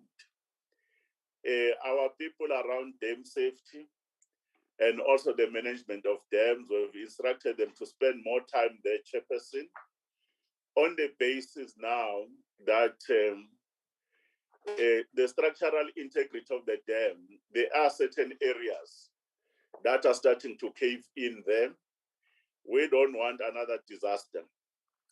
And worse, that this dam is managed by the state, and the liabilities that will have, the impact it will have on livelihoods. The last point is on Vaal. On Vaal, we must indicate that very good progress is happening on the ground now. And we are very pleased that the sewer is starting to be cleaned up. Rainwater, very clear what they are doing. The number of these wastewater treatment works that must become functional, at least 3 out of 4 are working. We need to get the 4th one to be starting to work. And now you will see that the sewer is running to the treatment plants, and the plants must be sorted. They must start to treat that sewer so that it can go down. We are still having problems to you as legislators, the understanding of this thing called the 30%. The 30% policy was not meant for locals. It was meant for promoting small, micro, medium, and enterprises. And sometimes these companies, when they come in already appointed, they are always having their preferred SMMEs that are them. And we are still experiencing the issues of stoppages. But with the leadership of MEC Mail and myself, we are helping the teams to clear these issues on the ground. And there's been a very good response even during the presidential matter of the post-SONA imbizos that he held. We must admit, we have not done the question of the real river rehabilitation, the cleaning of the reef. As government, we are still doing the assessment so that from Mpumalanga, from Ermelo to Standerton to Gauteng until to Northern Cape, until to Namibia, we will have to be able to engage in a biggest river rehabilitation program. And the cost implication at this stage, they are not clearly defined. But it's not that we are ignoring it. The first prize, stop the sewer getting into people's homes and ensure that the sewer that is treated to acceptable standard in terms of wastewater, then it can flow or be discharged into the system. We are not out of the woods, but progress is actually being recorded. I thought, Chair, before the leadership of the portfolio committee comes in, indicate the progress that is being made on both sides around fighting the issues of deterioration of quality, but also the issues that we can do for reuse and reclamation, but also creating jobs. But also to thank Member Person. He has always been a champion on that side in dealing with some of those issues. Thanks, Chair. Thank you very much, dear Mahlobo, and let me also thank the three presenters, your rent water, your Mr. Fenter too, and the departmental officials who have presented. Let me thank you for your presentation. I'm now going to take, it's 11:15. I'm now going to take hands from members. Yes, I see the hand of Honorable Leon Person. In that order, Honorable Rebecca Mhlala will be number 2. Number 3 will be Honorable Lady Peterson. Number 4 will be Honorable Khanif. In that order. Before that, Honorable Leon, DM, you always advocate, dear Mahlobo, advocate for a polluter pay principle. But I don't hear you speaking to that, or have I missed it somewhere? Yeah, Honorable Leon. Thank you. Thank you, Chairperson. Chairperson, yes, I must agree with the Minister that we really are throwing money at something we cannot fix if we don't sort out the upstream. Now, I don't know whether it would not be possible upstream to build a purification plant to some sort that we could treat the water that comes in, because I'm afraid that the municipalities and the metros, they will just not play their part. And putting money into Harties now to clean the dam, in some instance it will help, but it's at the end of the day, the stop-start of these projects, we are really just not focusing and not putting the money where the problem lies.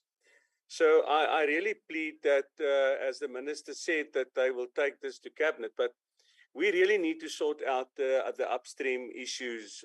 Yes, and Harties itself, the wastewater plant, which is a very small plant in Harties, is also contributing to this problem. So the Maribeng municipality is also a culprit. But we must all realize that the downstream of Hartebeespoort Dam is the food kitchen of Gauteng. more than 70% of everything you eat in Gauteng comes from the below Hartebeespoort Dam. It's agricultural. The dam was built for agriculture. It also services now Maribeng with water, Hartebeespoort with water, and then it's also a tourist attraction, which is also important for that area. But really, I really believe that if we're going to stop start on Hartebeespoort, we can just leave it, because it's like Mr. Venter said, it's a desert. We'll get it like the Dooie Sea, the sea in Israel, that nothing lives there. We will get to there if we don't start to protect the interest of the dam. And then lastly, I would like to request the Minister to make sure that we get a dam safety report on Hartebeespoort very soon. And yes, it is 100 years one of these days, and I think there should be, the community would like to sit down with the department and you know, have this dam, the 100th year of this dam one of these days or next year. And really we need to work together, and maybe it is time, Minister, that the department and there are community organizations that would like to have a festival on the 100th year of Hartebeespoort Dam, so that we can the work that's been done 100 years ago, the insight which those people had to build this dam, that we can have that when the dam is 100 years old, and that the department play a vital role, including the municipality in that. But second, the request is, Minister, dam safety, we need to get that, and we need to sort out the dam upstream. Otherwise, we can just leave it as it is. Thank you, Minister. No, thanks so much, Chairperson. Firstly, I'm going to pose my question to Rand Water on the Vaal River System intervention. The directive given to Rand Water as per Section 63 of the Water Services Act to be an implementing agent for the Vaal River System intervention is a good one, but not without its challenges. What is the estimated cost of rainwater undertaking this directive? And has any funding according to Section 63 budget been transferred to rainwater? You know, we don't want a similar situation as the case with the Guyane project, whereby Lebelle Northern pulled out of the project due to the department failure to timely pay costs for work undertaken. If the Metsi Alikwa operating as a water and sanitation unit for the Imfolweni local municipality does not have funds to undertake any work on the project, why did the department expect this from the unit? Whereas invocation of Section 663 allows for full control of the department to complete the project. Chairperson, on slide 35, they highlighted challenges in respect of fulfilling Section 63 directive from the department. What are some of the resolutions to ensure full realization and completion of the project?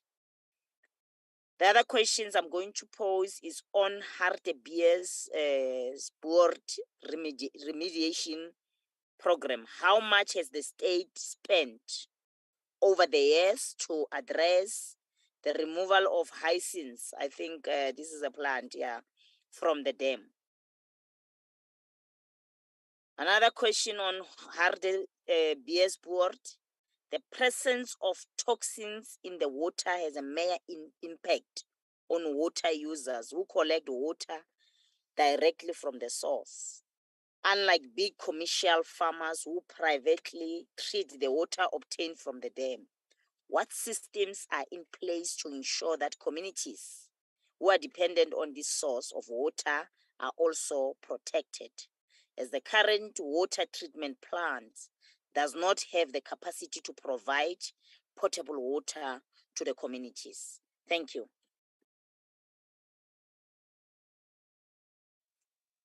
Thank you, Honorable Muhlala. Honorable Peterson. Honorable Chair, I have two questions. Has the department workshop the idea of establishing an economic regulator within key strategic in the entire water value chain to ensure full collaboration and participation? If this process was undertaken, please provide an overview of your findings. And my second question is, why is no one addressing alternative housing to informal settlements living along the Yexkere River? And why is there no additional water treatment plant to provide potable water to indigent communities? Thank you, Chair. Thank you, Honorable Khalif. Thank you very much, Honorable Chair. Honorable Chair, we would like to congratulate the new members of the Commission, and we look forward to them implementing the constitutional requirement that people should have an access to water. We cannot move to a higher level in a constitution and call for a right to water while we're still battling to give people access to water. And I would like to request the Commission members to engage with communities to get a better understanding. We understand that the Commission's job is to set tariffs by sometime in 2023. What's the use of setting tariffs if people don't pay for the water? I was in Bushbuck Ridge. There are 10,000 water meters, and not a cent is collected from these water meters. The presentations, I must thank the three presenters for their presentations. And one thing that has come out is that when we open our taps, the chances are that we're drinking urine because urine is not treated. That is a sign of a failed state. We can't have a failed state, a failed department, and a failed portfolio committee when we have urine coming out of our taps because it is not treated. And we are now talking about a diversion. Lastly, Honorable Chair, a lot has been said about sewage pollution, about the upstream. Alzama's position is that sewage pollution is going to be worse than climate change. And if we don't want to be a failed state, that is a matter that we have to address. The toxins that people speak about is poisoning communities. In Kailitsa, 1 million people are being poisoned because of the blooms that give off toxins. And toxins can be poisonous and it can be non-poisonous. The legislation is very important. You need to have a conceptual position, and you need to have a policy on water that will result in the legislation that will govern us. If there's no legislation to give effect to the Constitution, we have neglected the precepts of the Constitution. We have harmed communities, and we talk about Hartebeespoort Dam, 100 years of harm. I'm not going to celebrate Hartebeespoort Dam because it has caused so much harm to my constituency, for example, in Advocacy. Thank you very much, Honorable Chair. Honorable Khalif, thanks. Honorable Sloy. Ma'am Sloy. Thank you, Chair. I may have missed some of the areas in the presentations because I was arriving from the airport. Thank you for your patience. Thank you for your commitment and being disciplined, Ma'am Sloy. Thank you very much, Chair. And thank you for the presenters that have made a very clear presentation. And firstly, thank the DM Mahlobo on his opening on the issue of the regulator, because when I was reading the presentation, I had huge challenges in my mind. And at another time, I said, I'm confused. But he has made some clarities in terms of where we are about the regulator and where we're going. Thank you very much for that clarity. Two questions on Rand Water. I think Rand Water should understand that it is an external structure, it's an outsider. In all our development, we need sustainable approach. I am not getting a feel from Rand Water in terms of the role of municipality structures. You see, sometimes we come to these municipalities wanting to take over their constitutional and legislative role. Municipalities has got environment structures, health, community services, and which pollution is within those structures. It depends on how municipalities are structured its own. What is their role in this process? Because at another time, Rand Water is going to leave the space. And it's important that we get to know what are the structures of the municipalities doing. I'm not getting that integrated way and commitment from municipality structures in terms of this pollution. The last one is on the Hartebeespoort. What is that name? Hartebeespoort. Yeah, Leon. Oh, Hartis. Just say Hartis. Hartis, thank you very much, Chair. The job creation. That's one area that we raise when we're dealing with the Vaal. Because where there are alien plants and where there's a cleaning is needed, and the issue of advocacy should be practical within our communities. Our communities do not have jobs. There are areas that need to be structured well for communities to participate, and then you leave legacy when you leave the community so that to know how they should deal with the issues. The issue of removing alien trees, alien plants, and all those issues is an easy thing, very easy. So it needs someone to take communities on board and transfer some skills and empower them for them to do the job. Even if it could be 2 or 5 people, that's something. I am not getting that. Can I propose, Chair, that process needs to be implemented? We've been backing during Vaal about this process, that it needs to be done. Can this process be presented to us? How is it going to be done in the hearts, in Hartis? Thank you, Chair. So, Honorable Zeki, I think he's disconnected. Honorable Zeki is disconnected. Yes, both the DMs. We used to have a program. I know of Waking for Fire, Waking for Water. Those were the programs that would involve our young people to, just to create jobs, especially for young people. I'm not quite sure whether Waking for Water, Waking for Fire, or something like that. I see them on my way passing Hammanskraal. They're still there. We are correct, Chase. Waking for Water that's our. And even Fire, ne? It's Waking for Fire, something like that. Waking on Fire.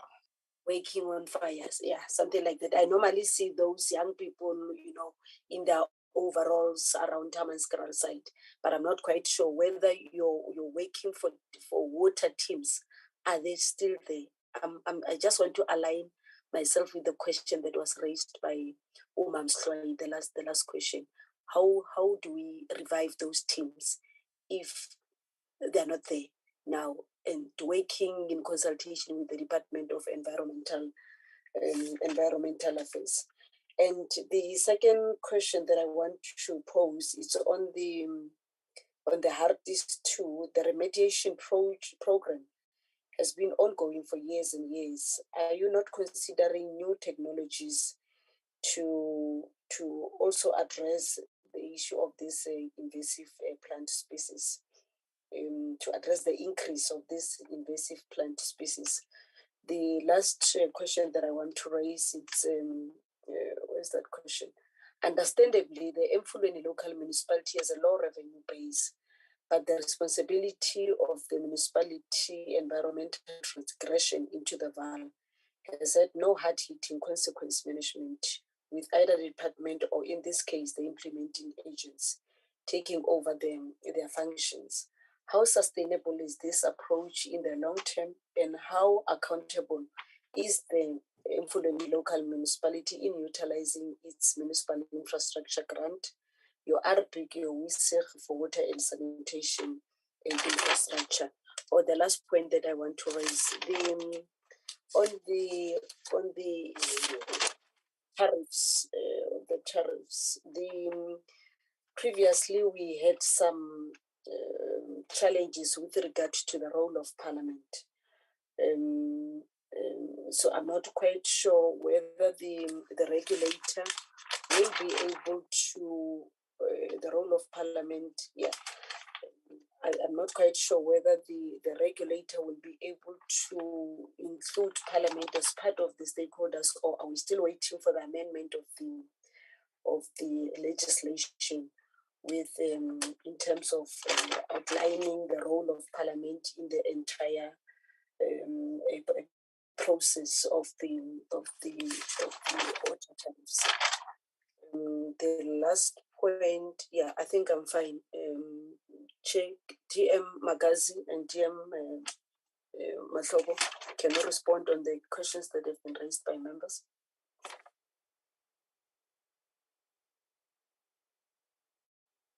We have left the leader, Comrade Tseki. He will end up marching for the cost of living if you don't take it. Out of the system, so it's back now. Honorable Tseki, before I give over to hand over the process to the department, can you ask your questions or comments? Tseki. I was kicked out of the system. Chair, on the Regulatory Commission, on the objectives there, I just want to add one objective, that this commission must also be tasked to educate people about water use and user pay principle. That's one of the objectives. And the attributes of the people that should be part of that commission should also they should know about renewable and urban and town planning, because I thought they are important in that skill. The last one, Chair, in my parliamentary constituency office, there's a company that converts that algae or fine synth. That's the bigger names on that. This man converts that algae into charcoal. So I'm inviting you, Ndati Mahlobo, that maybe you can send your team, but I'll formalize it if it needs be, for your team to come and observe what this young man is doing by converting that algae into charcoal. Thank you very much. Thank you very much, Honorable Tseki. Dear Magazi, Thank you very much, Chairperson. In view of the fact that time is not on our side, I will request dear Mashawo to make an input and then give it to the departmental official. Okay. No, thank you very much, Mama Katz. Thanks, Chair, and thanks to honorable members. Firstly, honorable members, in your matters arising, and it's one of the issues we brought to your attention in the beginning of this sixth term of Parliament, the issue of economic regulator. We are pleased that we've came to a conclusion now. Remember, it was one of the highly contested issues between ourselves, SALGA, and municipalities when there was a view that the department is a referee and a player. And we had agreed that studies have been conducted by ourselves, by National Treasury. And then later on, this matter was being brought as one of the matters that were to remove barriers around the question of doing business. That's why the presidency took a keen interest. Within the shortest period of time, when Minister Mkhunu and ourselves, we assumed the responsibility as a standalone ministry, the matter has been concluded now, so that the issues of water use charges, especially the water use charges that are related to the bulk issues that we normally charge. There is an independent body now, as our team has provided. We do take into consideration that when we do the pricing strategy, which is part of the water use charges, we must be ensuring that we do consult. I do agree with Honorable Hendricks that the views of communities are going to be very important. We still want water to be affordable in our country. Water remains a human right, but the economic use of water will not be able to say the charges must remain the same. That's why there should be a differentiated approach. And our exercise in terms of analysis, in terms of research and feasibility, it has been done over time. The effect of the matter that we decided to actually use the current provisions in the legislation to create a commission in a form of an advisory committee, so that these matters can be properly processed. There is an independent thought, but also the ability of the minister as an executing authority to ultimately conclude the matters is one of the standard ways. There will be some legislative issues just to strengthen as we expand their responsibility. And we are very pleased that you are supporting this work. And we hope that as we go to the next tariff cycle, which is they should be finalized by early next year, by the end of the financial year, we should be able to start to see these issues. In as much as we are addressing this issue of water use charges, the matters of the debt that is owed on water by municipalities and other users for the sustainability of our sector, so that we don't have water shedding on the basis of what happened in ESCOM. We'll still rely on you as a leadership of the people that the user pay principle must be respected.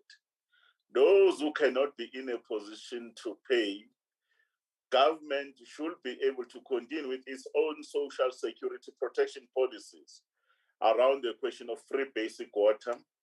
We might have to relook at the question whether the numbers are still the same or not, but also instill the change of culture, because South Africans are consuming more water than it was expected.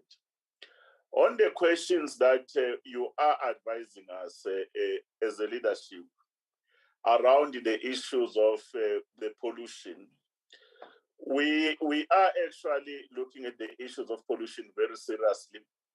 And I do agree that the department at a particular point will have to come back on regulation, because those who have studied in the National Water Act and the Water Services Act, Sometimes the problem is enforcement or regulation that are required. But the spirit of the legislation is okay. But the issue, if you look at Jagersfontein as an example, one of the instruments for people who are non-complying with the requirements and the conditions of licenses, the administrative processes that have been built in of issuing notices, and after a notice has been issued, someone must produce a remedial action plan. They commit to a plan, and then from there they don't follow the plan, then you issue a directive. The process is administratively fair, but it's taking a longer period. And the damage that is happening and is too much. We'll have to find a way just to relook at our regulations, while in terms of administrative justice will still remain fair, so that there are no disasters like that happened in that particular area in the Free State, or there are no issues of ongoing pollution that can impact on the environment, on livelihoods, and the other issues in the quality of water. We do agree. The inputs that have been made around the question of Hartebeespoort, we will find as a ministry very shortly an engagement with all the municipalities in Salga and Copt. These municipalities of Gauteng, they must stop the pollution. They do have the license to discharge. If they are discharging into the Harties in terms of the system, they must discharge the effluent that meets the standard. While we are going to support municipalities around their wastewater treatment works, but on the side of regulation, we'll use the carrot and the stick approach. We must arrest them, because the obligation and the burden is ultimately being paid by the taxpayer, because government must be spending so much money to do remediation or the rehabilitation just on Hartebeespoort alone, over all these years, trying to clean that particular dam, which is a reactionary approach and creating jobs in the process, but making no impact. We've spent more than R1 billion. That R1 billion will have been used for other things that will have changed the course of history. And my fervent attitude is that we are just spending the money, because we must stop the pollution from where it comes from. While you stop that pollution, like we're doing with the Mfuleni right now, then you can come in and clean the system. In cleaning the system, I agree with you, honorable members, we must create jobs. We must be able to create jobs. And the program on working for water, unfortunately, Honorable Mam Nancy, it was taken away from the department. It was given to the Department of Forestry, Fisheries and Environment. We are working together with them. In my interaction with the MEC for Environment in the Northwest, there is an agreement that they will be putting in so that we can upscale that program of cleaning up. But then there's an opportunity for small businesses and also the small enterprises that we must encourage. Honorable I do take the point, we'll appreciate you to get those details, because we need also to get new technologies on what kind of economies you can produce. The issues of charcoal, the hydrogen energy that you can be able to produce using that particular biomass. But there are issues of safety. Honorable Person, you'll remember, issues of safety are a biggest problem. There's a lot of debris that are getting in there. We must be able to clean it, because there have been some incidents in that particular dam where people are actually trying to be going in through for recreational purposes, and they are hitting some of those particular big trees that are there, let alone the levels of hyacinths that are there. We will take the issues of occupational health and safety into account, including working with the police, because you will know that when there's wind or there's a movement of waves, that particular group of hyacinths, they move to a particular direction. The report around the integrity assessment of the dams and other dams is going to be an important issue, especially after the incident that has happened in Jagersfontein, Our attitude is that there are too many dams or containment dams or what you can call them ponds, or some of them you call them fine tailing storage facilities. We must be able to prioritize them because if we don't do that, the disaster is going to happen. If we have too much rains and there's a lot of flooding and ingress into those systems, we must be able to assure South Africans that those walls will not be in a position to collapse. Around the issues that are happening at Mfuleni, the relationship with Mfuleni has improved. Remember, there is a time when the workers there, they were stopping the project because they were worried that their jobs would be taken. Our attitude is that Randwater, for the sustainability of the project, capacity building is one of the important issues. Therefore, the training of people of Metsi Alikwa is a priority. Already some of the people have been trained. You go to the Sebokeng treatment works, those people are already doing some of the work that is there.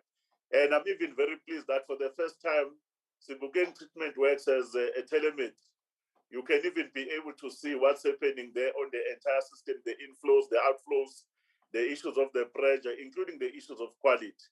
But at the very same time, through the support by the department and Randwater, these guys of Mfuleni, they don't even have tools of trade, like issues of the height list, that they are able to have a warehouse. They keep certain equipments so they can be able to do their job. Initially, they refused them, but after our intervention by the MSN, myself and the mayor, those tools of trade are being utilized. But then there are issues that we must discuss about monies. Where Randwater works, there is issues of O&M.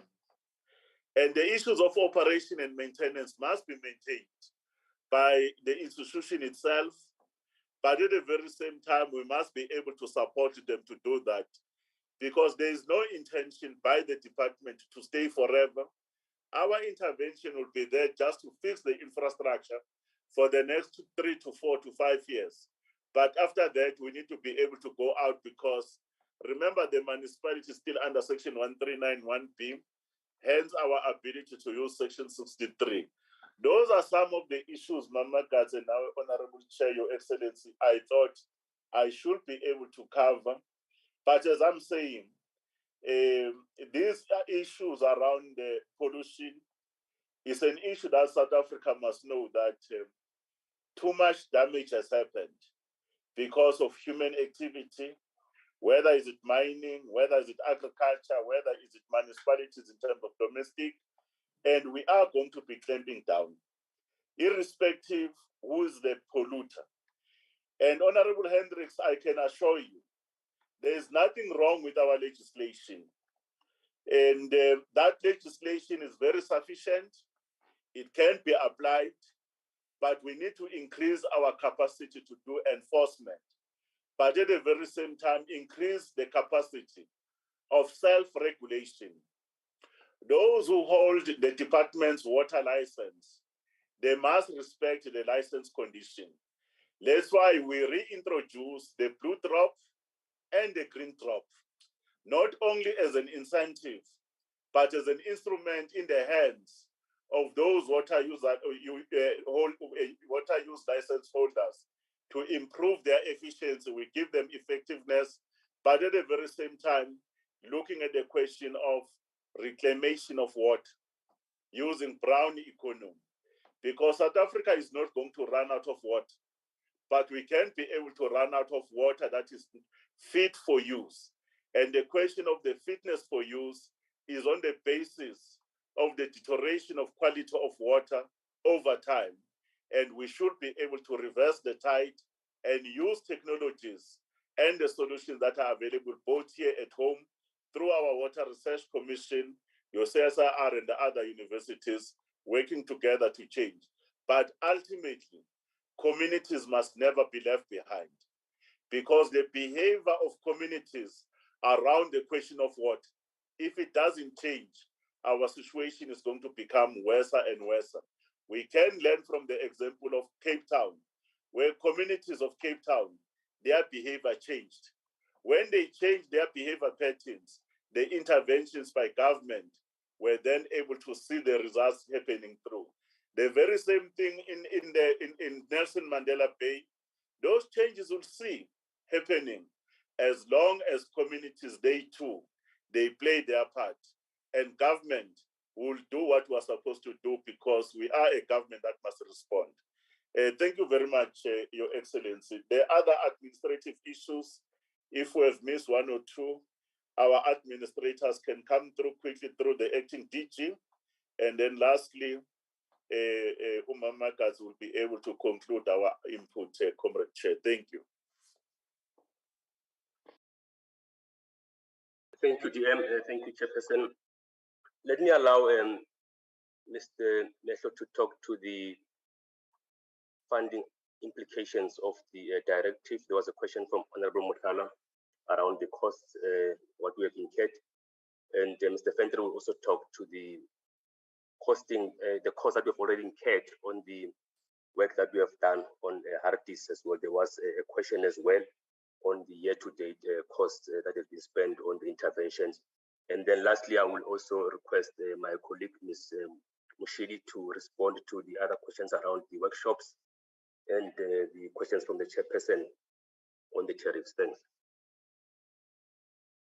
Over to you, Mr. Mehlo. Yeah, thank you, Chair. Chair, the question of spending that was posed by the Honorable Muthala, we can confirm that overall for the past financial year, there was a total provision budget-wise of 397 million, and of that, it was going to be transferred to rainwater in tranches. So we received the first tranche of 100 million, and all of that money has actually been spent and committed. We actually have received the second tranche, Chair, of the next 100 million from the total of 397. And that was based on the priority work. The work, as I indicated earlier, that the Leo Gale catchment is a catchment of priority.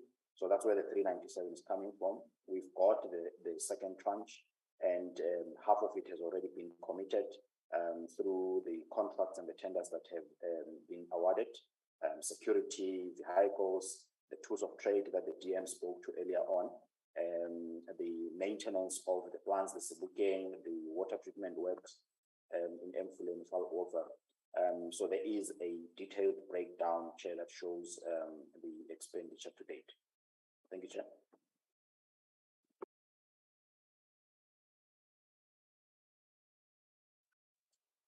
Thank you, Mr. Fenter.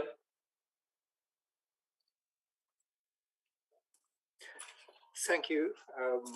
Do I understand the question correctly that you want some cost breakdown of the specifics for the Metsi program during that 10 years?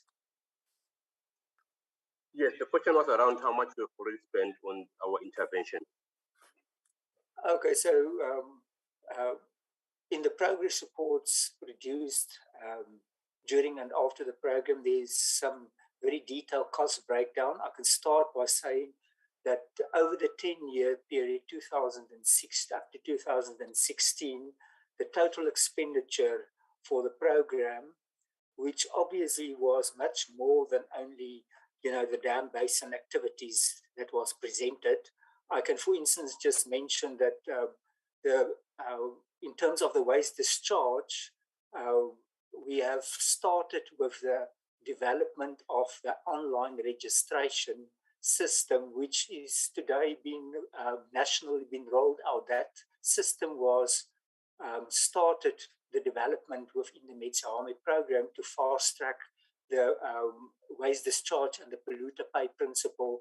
Obviously, the cost of this program was intended to be recovered from the polluters. So there's many cost components in total to it, but the total cost was 186 million over 10 years. So if you make a quick statistics of that, that was about 18.6 million per year. And it was monthly payments was between 1 to 1.8 million. And the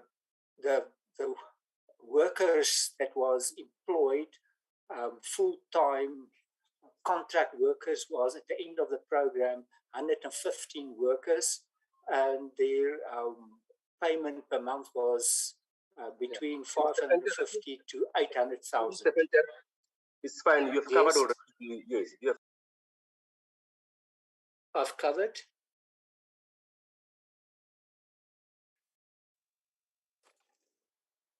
Hi, Mr. Venter. Can you still hear me? I look like we got a signal problem. We can hear you. The acting DG was saying you have covered the question. Just to confirm that you're saying 186 million over 10 years. That is correct. Oh, okay. And the people who have employed there permanently, so we're 115. 115, that is correct, yes. Oh, okay. I thought you have covered. But I can just say the cost related to the hyacinth removal in the entire program was in the order of 20 million rand. Oh, okay.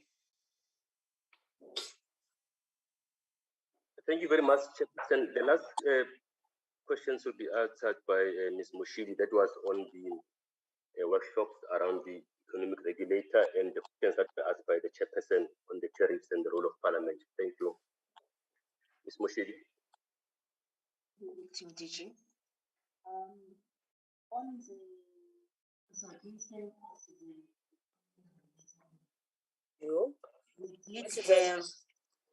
we can't hear you. We can't hear you, madam. Apologies, am I audible? Your sound, it's not that good. I don't know what to do anymore. I don't know what to do to fix it. Yeah, I think we are better now. Thank you, ma'am. On the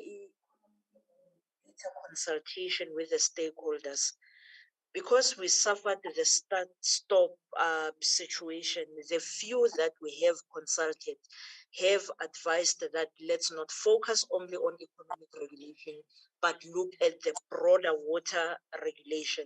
So we do have some of those notes, but at the same time, we are anticipating that the commission, as it moves to institutionalization of this commission, finalizing the business case and the legislative review, we will obviously go through another sector consultation that will give us more from the users. I accept the recommendation that we need to make some community awareness and talk to issues of improving access. That is part of our considerations. It's just that on the objectives, we have not coined it specifically like that, but we will unpack it and coin it as it was recommended. On the roles of Parliament, yes, we will include those with the legislative review.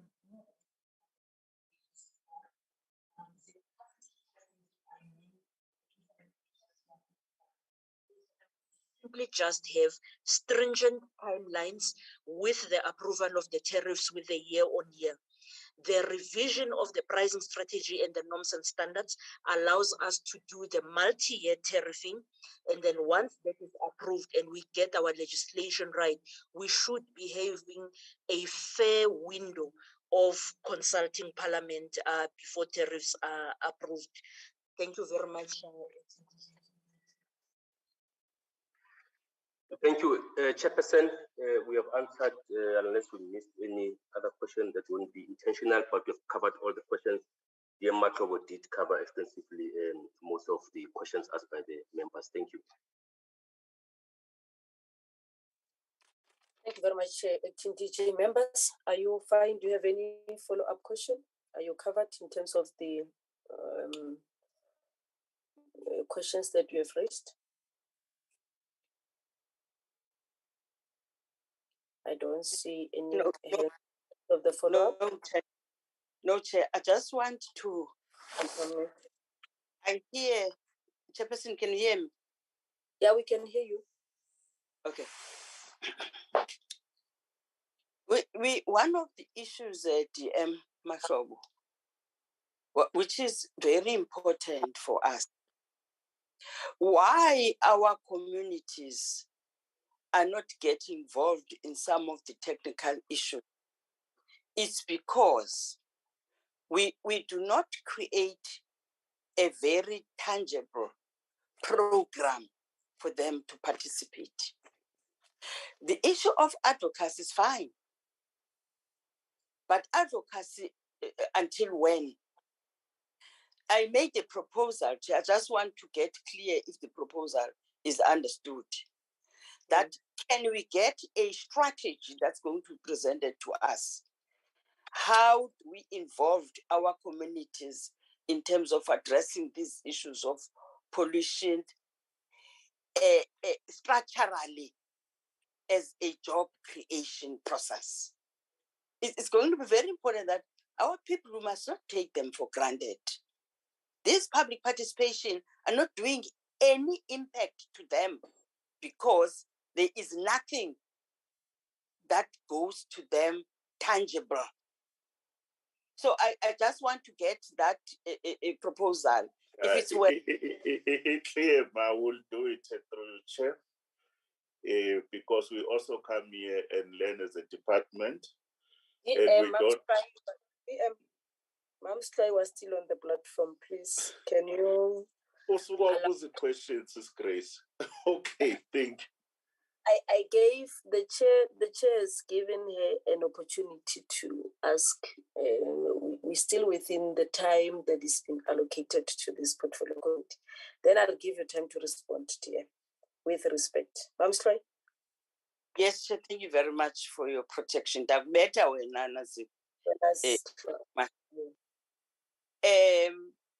we want to get, if it's well understood, I'm raising this emphatically because we've been raising it at Vaal. We've been raising it, and we are not getting the answer that we'd like to see. When you establish people 5 or 6 to do some job, the entire community gets in and have a buy-in because you are recognizing them and they're giving dignity on them, on their program, on what affects them. That's why I want us to be clear that we must not generalize the issue of advocacy. It's been there. Thank you, Chair.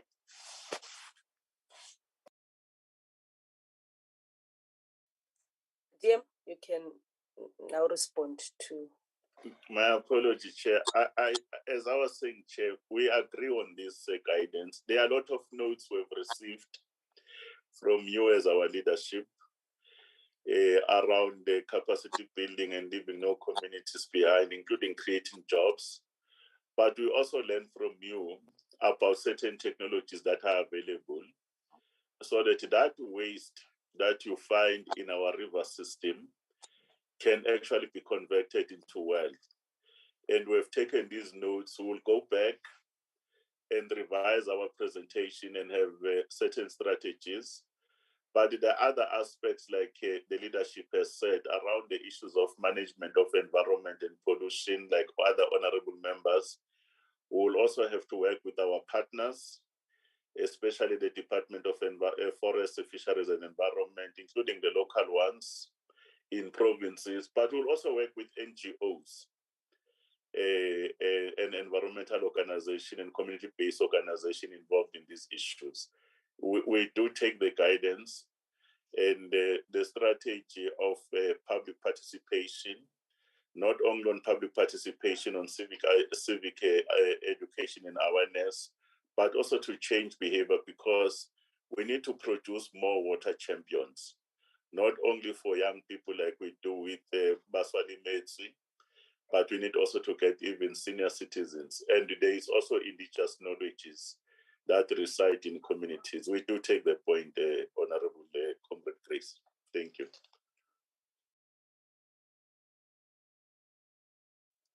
Thank you very much, TM. I think that we have covered all the Comrade Medi, Honorable Peterson. Comrade Chair, Honorable. Honorable My Yes, question is not answered. Why Which is one? no one addressing the alternative housing to informal settlements living along the Yexkei River? Because I listened and Mr. Honorable Mashobo? No, the one who Which one? did the presentation on Mr. Fenter. Mr. Fenter. Mr. Fenter said that the informal settlement, the water gets polluted, the river gets polluted, the Yexkei River. And nobody said anything about why is there no why is no one addressing the alternative housing for those people? Thank you, Chair.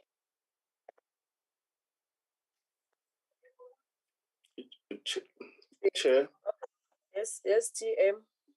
No, I would suggest that this one we should be able to allow to come back.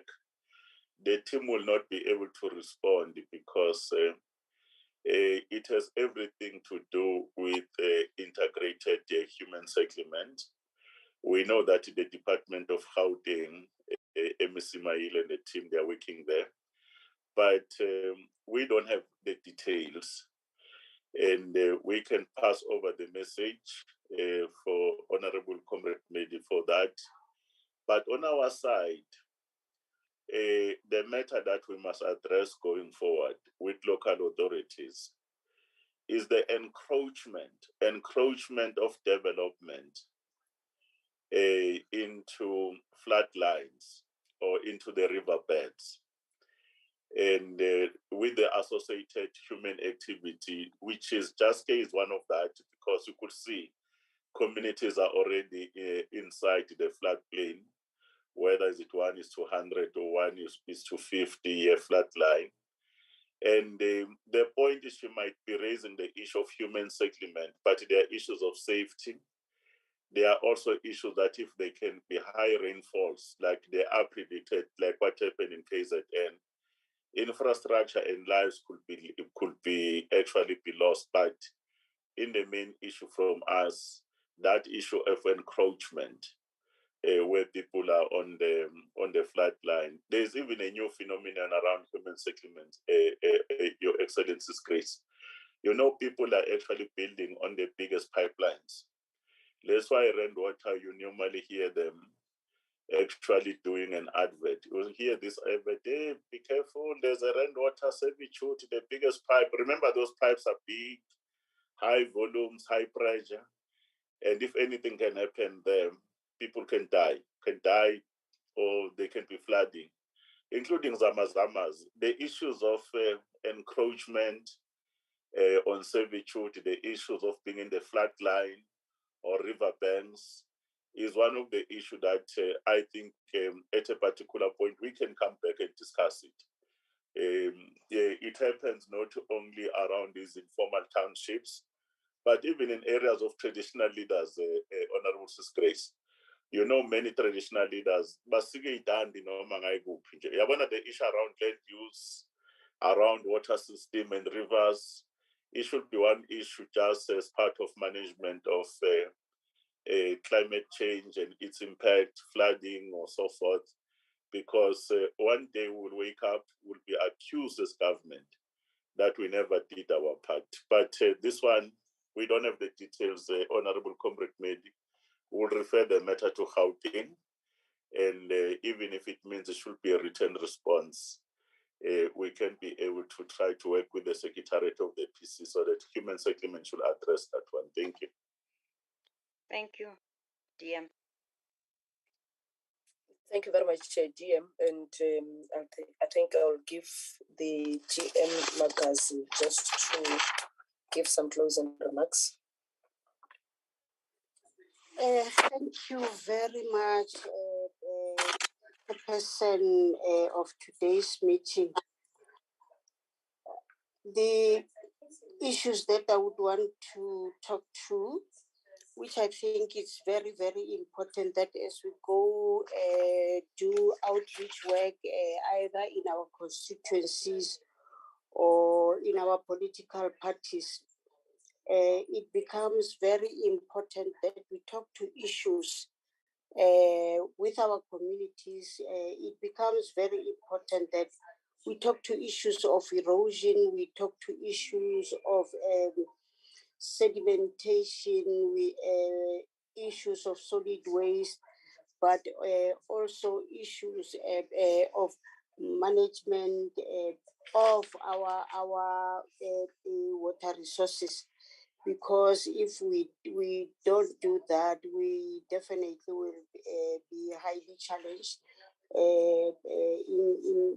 in seeing the fact that one day we will end up having the scarcity of water. But what also becomes very important is that we should start engaging our communities on revenue collection, on billing, that the water services authorities and municipalities are doing, because these are some of the important things which actually assist the municipalities, but also assist the Department of Water and Sanitation to can be able to deliver clean water to our communities. I think one of our honorable members spoke to issues of advocacy here.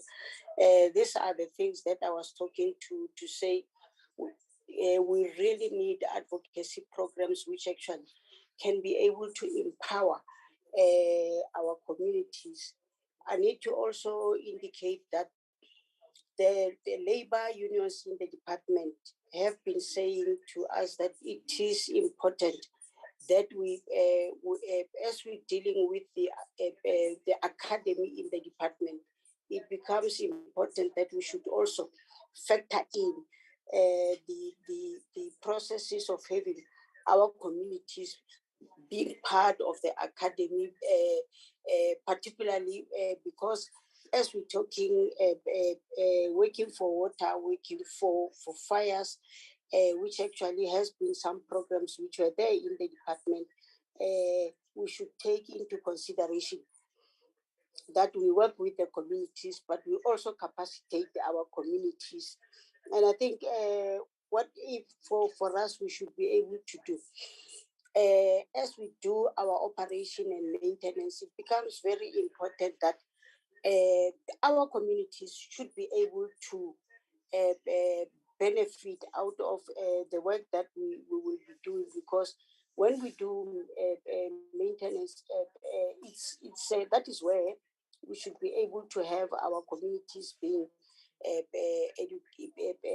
capacitated. I don't want to say educated, but capacitated, so that in the end they can be able to benefit. I think, Chairperson, for us as a department, dear Matlawa has already spoken that we would want to work with a non-governmental organization, but our Water Services Authority and SALGA are some of the partners that we should we are working very close to make sure that whatever we are doing, we're not doing it in isolation or in silo, but we also engage, in particular, SALGA and an NGO, so that we can be able to deal with the challenges. And having spoken to issues of advocacy, I think it also becomes important that we take it. It should not be something that is the departmental issue only. The question of encroachment into our rivers, but also in some areas, encroachment into our wells and our springs, that in the end, they no longer producing, or we see our wells and our springs becoming very good programs that we used to have in our areas. And I would want to lastly say, with respect to Hartis, the pollution, as has been spoken to, that it comes upstream and affect a number of catchments as it goes downstream. For us, what we should be able to do is to deal particularly with the algae and the hyacinth that are there, but also it's not only this fauna and flora that gets affected.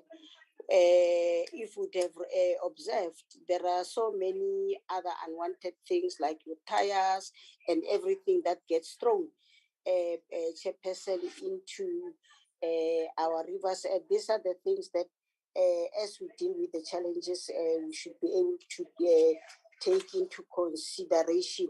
And I think, chairperson, as has been indicated, the probably Hartebeespoort Dam can be able to use its centenary celebration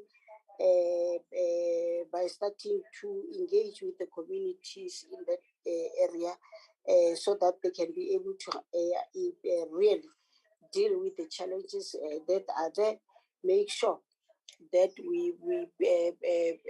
we use the centenary celebration to engage our communities, to say we are here and going forward. What is our anticipation? But the program that Mfuleni and Redwater is engaging into, we're looking forward and learning from what Honorable Zeki has indicated. We are evolving as a department, and we're looking forward to becoming not just the Department of Water and Sanitation, but also innovate as we're doing our job, and do research and development in a number of things that we are doing, so that we grow the department. But at the center is that growing innovation, research and development. As we do that, it should be something that actually can be able to grow the economy of the Republic, but also to capacitate the people of the Republic, not only internally in the department, but also externally. As we do our work, we should take that into consideration. On that note, Chairperson, thank you very much. Every time we come to the portfolio committee, we become better persons because we learn a number of things, and we really need to show the appreciation as the department that we really grow in stature and in strength and in thinking and in decision making. And I